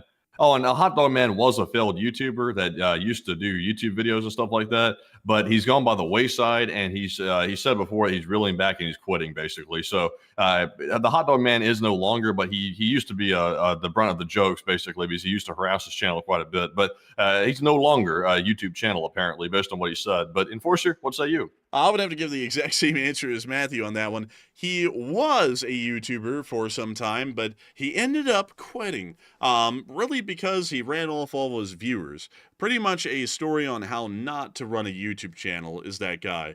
Luckily, we don't have to worry about him anymore. He's pretty much just, gone down and out. And whenever has tried to take a shot at us, he's only got like 20 people left who watch. So, not really that much of a thing of being brigaded anymore. But that's pretty much the story. He was just a failed YouTuber that ended up attacking us for years, and so he ended up becoming the butt of jokes here on the channel. But I do thank you so much for the support and asking that question, because it's one that we don't get asked often. Most people just know that the Hot Dog Man is the channel that will never be mentioned by name. But still, thank you so much once again. I hope that has addressed that well. And we are on to the next one. And this one goes to Dan Litzka, who puts in a 10. And thank you very much, Dan, as well, for the support. He said, hey, guys, do you think we're he said, excuse me, let me restart. Hey, guys, do you think we're close to World War III or nuclear war and things? I would say that we're probably close to, we're getting closer to World War III, but nuclear war is still a good ways off on the horizon. I really think that we should only be asking about nuclear war once a third world war began, and then that's when it really starts to even register on the scale of actually happening. But I do thank you for the support and helping this channel to keep on running, because if it wasn't for folks like you, we wouldn't be able to make this thing possible, and we wouldn't be able to keep it rolling. And so with that, massive thanks to you so much once again, and we are on to the next one. And shout out to Austin Harrison, who put in a 10 as well. And big shout out to Austin for the support. He said, I don't believe that Pakistan and India are dumb enough to actually start a full-scale war, because it'll be devastating for both countries.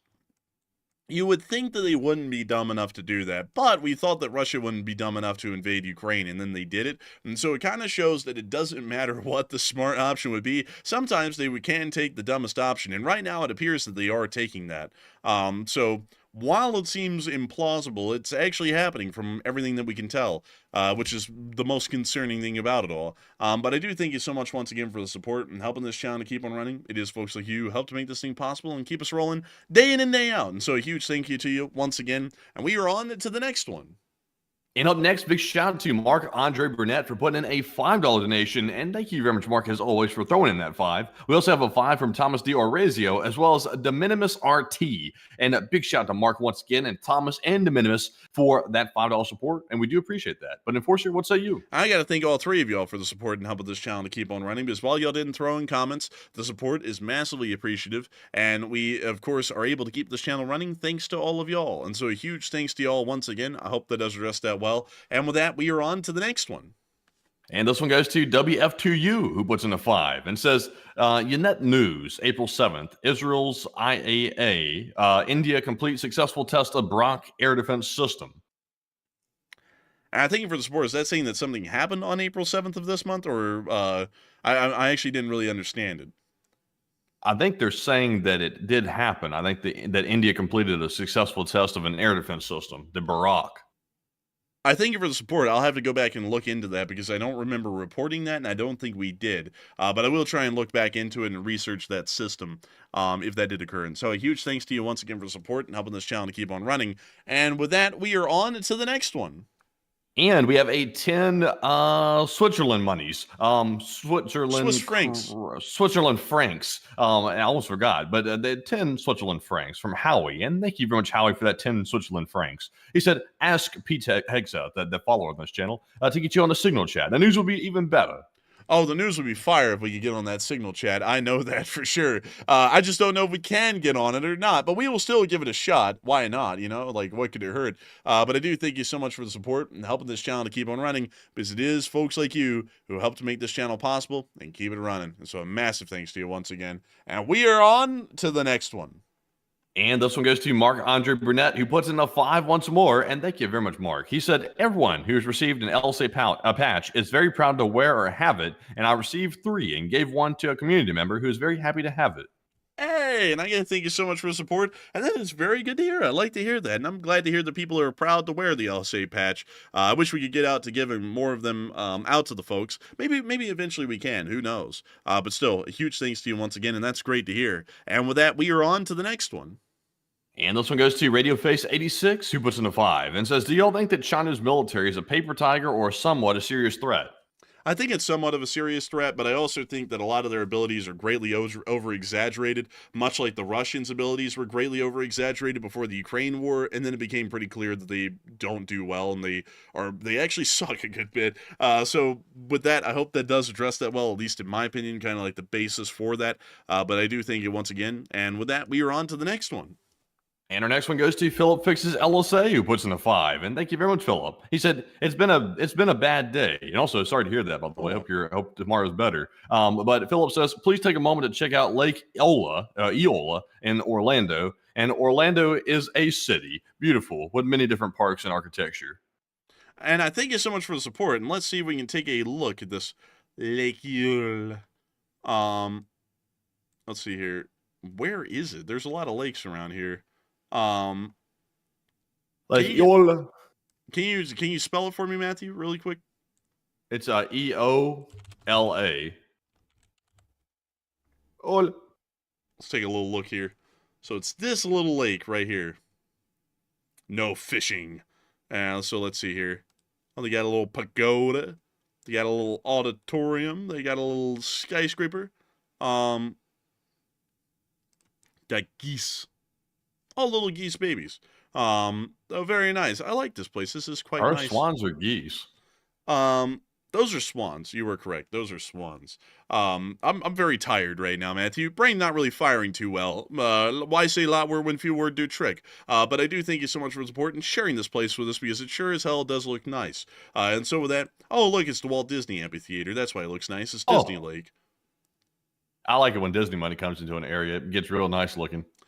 They really spruce it up. Like that time that we were landing, Matt, that we flew right over the Orlando Executive Airport, and then the plane went like a dive bomber right over the airport, and then got on his final approach for the runways at Orlando International. I like that part. But anyways, with that, I hope that does address that well. Thank you, What's Give for support and recommending that little place to look at, and it did look quite nice, actually. And with that, we are on to the next one. And this is Siri, who puts in a 5. And thank you very much, Siri, for that $5 support. And it said, shout out to the Enforcer Bros and all journalists putting in the hard work so we can be informed and know you're appreciated. And thank you. And Exo from Oslo. Hey, and a huge shout out to Oslo, Norway, and thank you so much for the kind words and letting us know that we're appreciated. We'd like to know that people enjoy the show and like to support it as well to help it to keep on running. And I got to thank you for always being here, Siri, and supporting it and helping it to keep on running, because old guards like you help to make this channel possible and keep it rolling. And so a huge thanks to you so much. And with that, we are on to the next one. And our next one goes to Jack Ray, who puts in a 5. And Jack said, please look up the 99 Names Pine Cone. And it's related to Iran's poster from yesterday in LOL. Let's see. And can you tell me what to pull up again there, Matthew, real quick? It's a 99 Names Pine Cone. Let's see here. Oh, the 99 Names Pine Cone. Yeah. That still looks highly suspect right there. Y'all know about the 99 Names Pine Cone. That ain't looking right. Yeah, that ain't looking right. But I do thank you for sharing something with us that did look similar, but that still doesn't really look quite right, in my opinion. Something looks off about it, you know? It's not really looking PG exactly. But still, thank you for the support and helping this channel to keep them running. I hope that does address that well. And with that, we are on to the next one.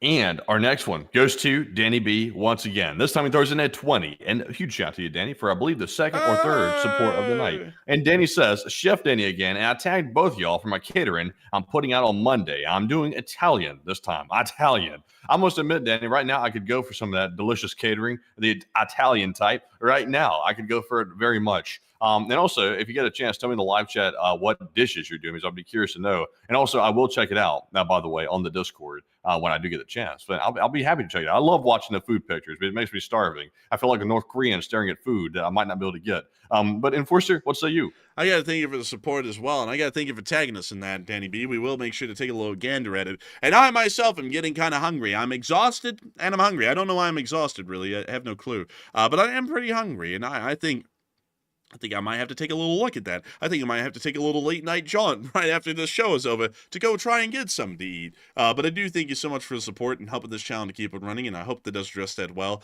And thank you so much, Danny B, for letting us look at more food so that way we can starve more like we are supposed to. So that thank you once again, and we are on to the next one.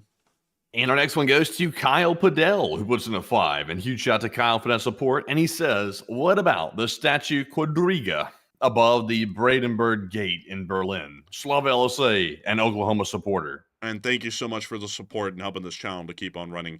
I personally find that the Brandenburg Gate is quite a nice-looking little thing.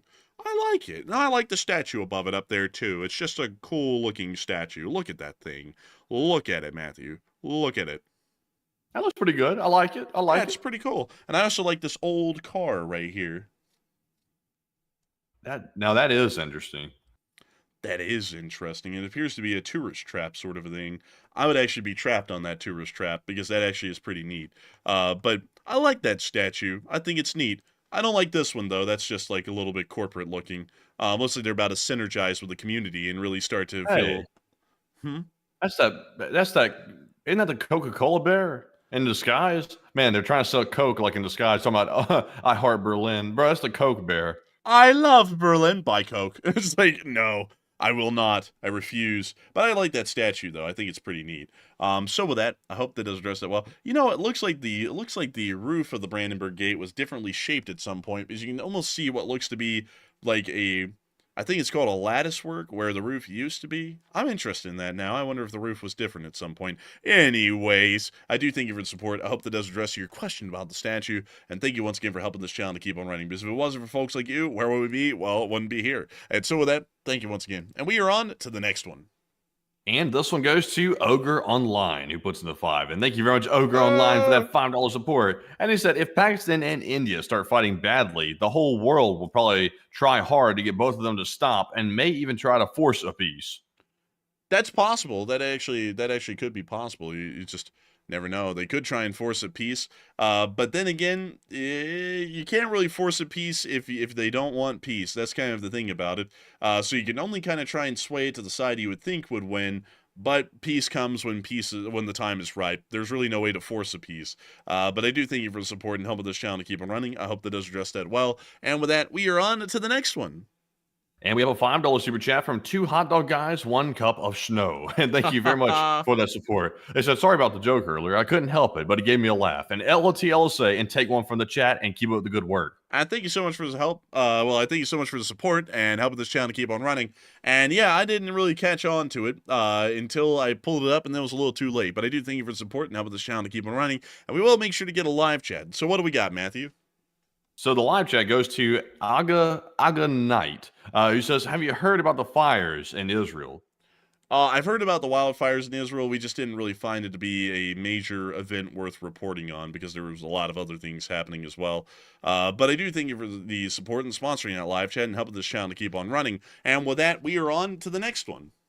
And also a big shout out to Plazat, who put in a 3 and did not leave a comment. But thank you very much, Plazat, for that support, and we appreciate it. And we also have, guess what? After Plazat's super chat, we have a 2 from Ryan H. And thank you, Ryan, as well. He said, check out the eerie blue Mustang statue at K-Den. Let's see here. Let me see if I can go find that. Oh, wait a minute. I think I know what you're talking about. That's at the Denver International Airport, isn't it? Let me go here to the swastika airport. There it is. Looks just like one. I don't know why they designed the runways like that. But there it is. There's that creepy ass statue. I don't know why they made the Denver airport like that. The whole thing's just creepy and weird and bizarre. Like, I don't like it. I don't like it. Let me see if there's any other pictures. Is that the only pictures that they have of the airport? Why did they get rid of the rest of them? Conspiracy theory, maybe. Let's go look at the A-gate. Oh, hot sauces. Wow, they don't have any pictures of the Denver International Airport anymore on the internet. Conspiracy theory, maybe. Conspiracy much? Conspiracy much? Perhaps. Pray tell. I don't know, but it's a little bit bizarre, I will say. That's a weird-ass statue right there. But I do thank you for the support and helping this channel to keep on running, and I hope that does address that well. And with that, we are on to the next one.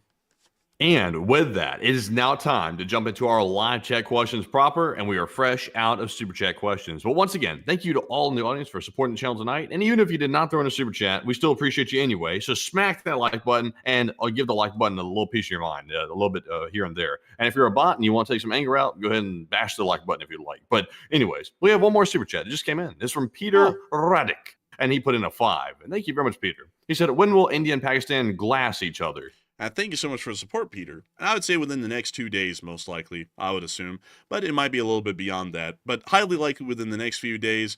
It's inevitable, but there's a less likelihood that it'll be happening within the next week. So highly likely next 2 days, less likely over the course of this week. So with that, I hope that does address that well. Thank you once again for support and helping this channel to keep on running.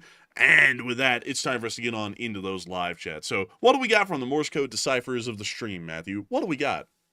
All right. And also, by the way, someone asked me real quick. I was wondering, also Danny said Denver is the worst airport ever. he does not like the Denver airport. But also Christian Carlson said, have you seen the MV Augustas? Talking about the motorcycles. And I do know what MV Augustas are. I don't really care for them, to be honest with you. They're a little bit too expensive. They look pretty cool, but they're too expensive. And I've sat on them before, and the seat was hard as a rock. I didn't really like it, but they're unique, just a little bit on the high end of the price. So yeah, it's just not my thing really, but they're pretty cool. It's kind of like a Pagani or something like that, like a car. Like they're cool stuff to look at, but I wouldn't actually want to own one because it'd be too stressful. But anyways, moving on to our Morse code decoders of the stream, we had Cliff Simonson, Mark Hodges, Earl Bernew, Kevin J, Paul Schultz, Dave Millsaps, Her Royal Fluffiness, Arabelle Garbo, Joni Dog, and Norm Pritchett. And they said today's Morse code decipher says the eve of war is here for Pakistan and India, and also Israel and Iran, and may the right side win, and LLT, LSA.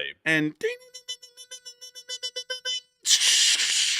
that's the sound of money, and y'all got that dead on the nail. That was the Morse code message of the night. And I got to congratulate y'all greatly for getting that correct time and time again. Because you'll continue to show the Lee Spring Army Morse code deciphering unit, also a part of the Lee Spring Army Signal Corps, continues to get it right without fail. So a huge congratulations to y'all once again. And with that, it is time for us to move on into our next super chat. All right, and our next super chat goes to Texit Raider, who puts in a 5. And thank you very much, Texit. They said, how many Chinese logistics planes have landed in Pakistan, like Xi'an 70, going off the memory of the name, and since the zipline attack? I haven't heard of any. We haven't actually been tracking any of those flights, so I'd largely have to declare ignorance on that, because as far as we would know, it would be absolutely zero. But once again, we could be misinformed on that, and it could be a far greater deal of them.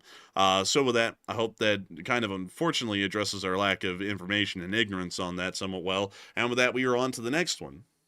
And we have a 5 from Kyle Padell. He said, who wins, Hot Dog Man or Chris's mom in a fight? Honestly, I think Chris's mom would throw down on Hot Dog Man, honestly. Yeah, honestly Hot Dog Man has a strong aversion to manual labor and anything involving physical stuff.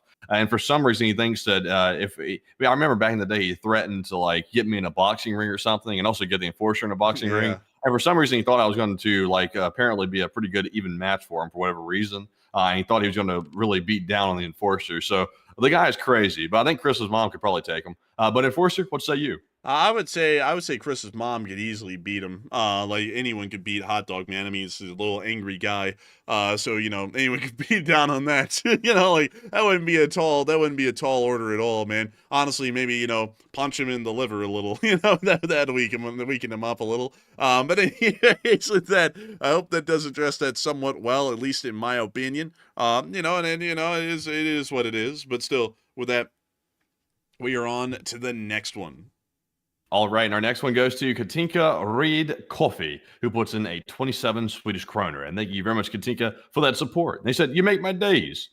And I got to thank you so much for the support. And it's great to hear that we make your days. And I got to thank you so much for the kind words and the support and helping this channel to keep on running. Because it is folks like you who help to make this thing possible and keep it rolling. So thank you so much once again. And we are on to the next one. And this one goes to, also, by the way, I forgot to do a transition. It is now time to move on to our live chat questions proper. And our first live chat question goes to DT, who says, what is Ukraine getting in return for the mineral deal?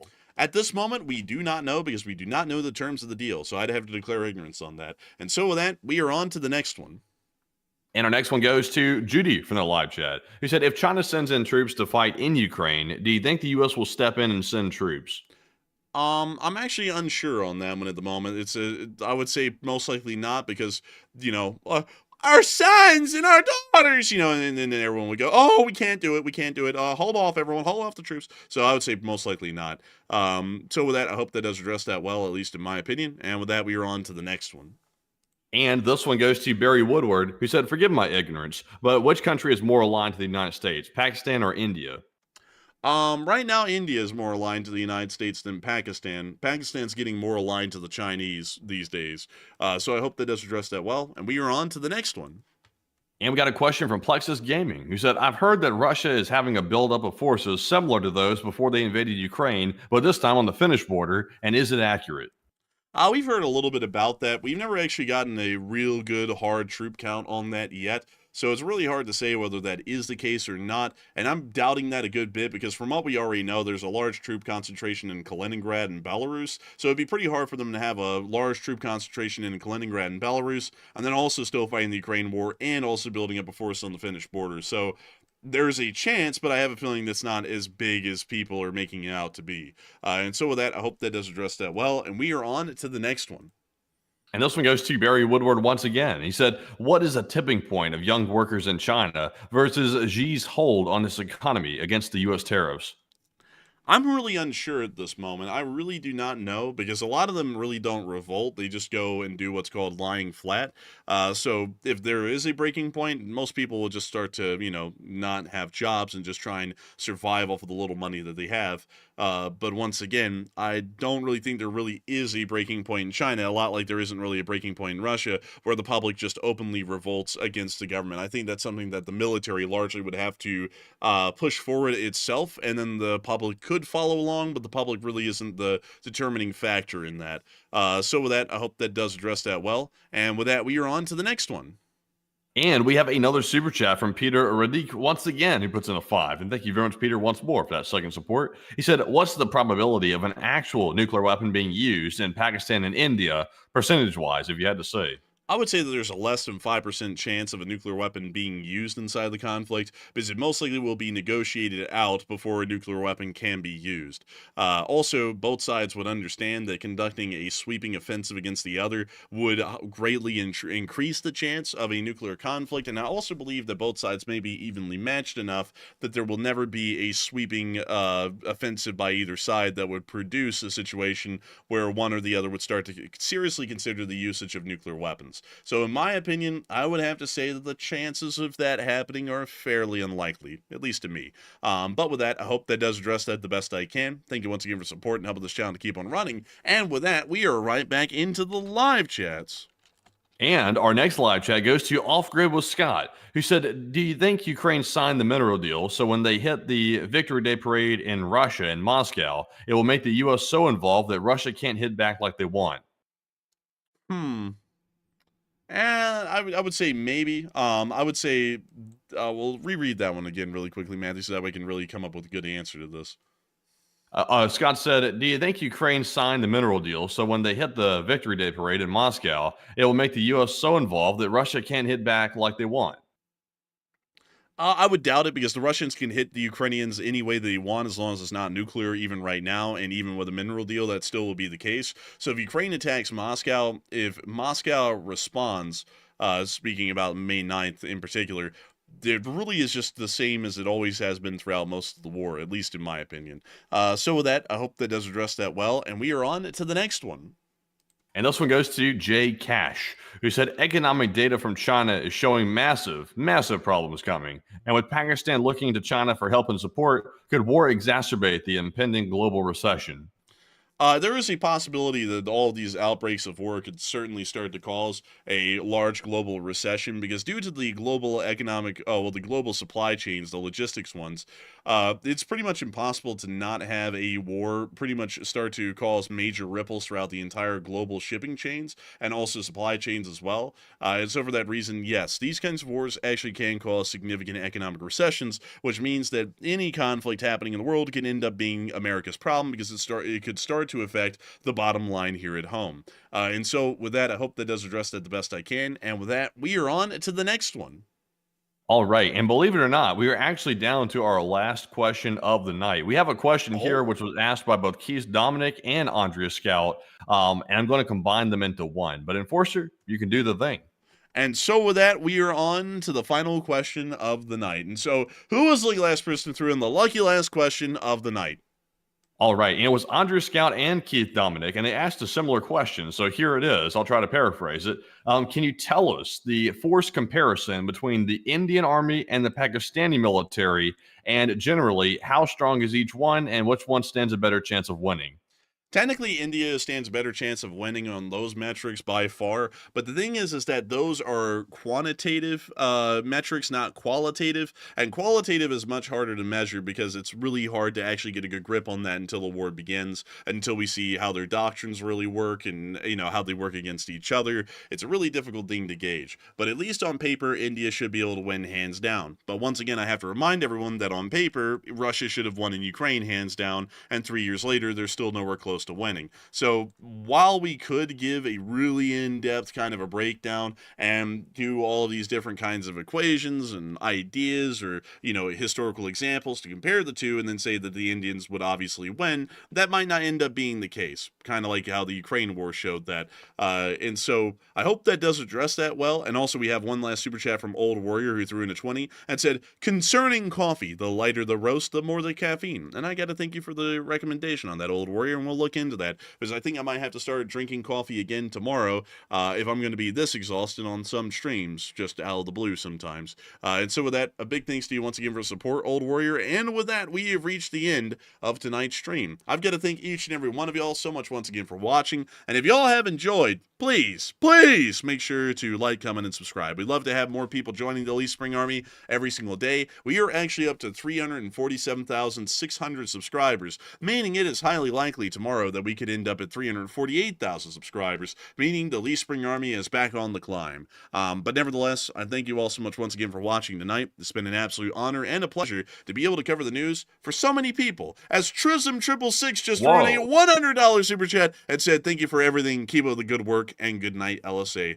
Thank you for the massive support, Trism666, right at the end of the stream, actually. And thank you so much for the very kind words, and thank you for wanting us to keep up the good work. We are trying our best, and that kind of support will help me to be able to get enough coffee to keep on powering on through multiple streams if need be. And so a huge thanks to you once again. Long live the Elite Spring Army. And on that note, I thank you all so much once again for watching. I thank you all for the massive support as well, just like Trism666 threw in. And we will see you all tomorrow at 10 p.m. Eastern Time to cover the next 24 hours of news from around the world. And so with that, good night, good luck, take care, stay safe, Slava Ukraini, and long live the Elite Spring Army. The Elite Spring Army will never die.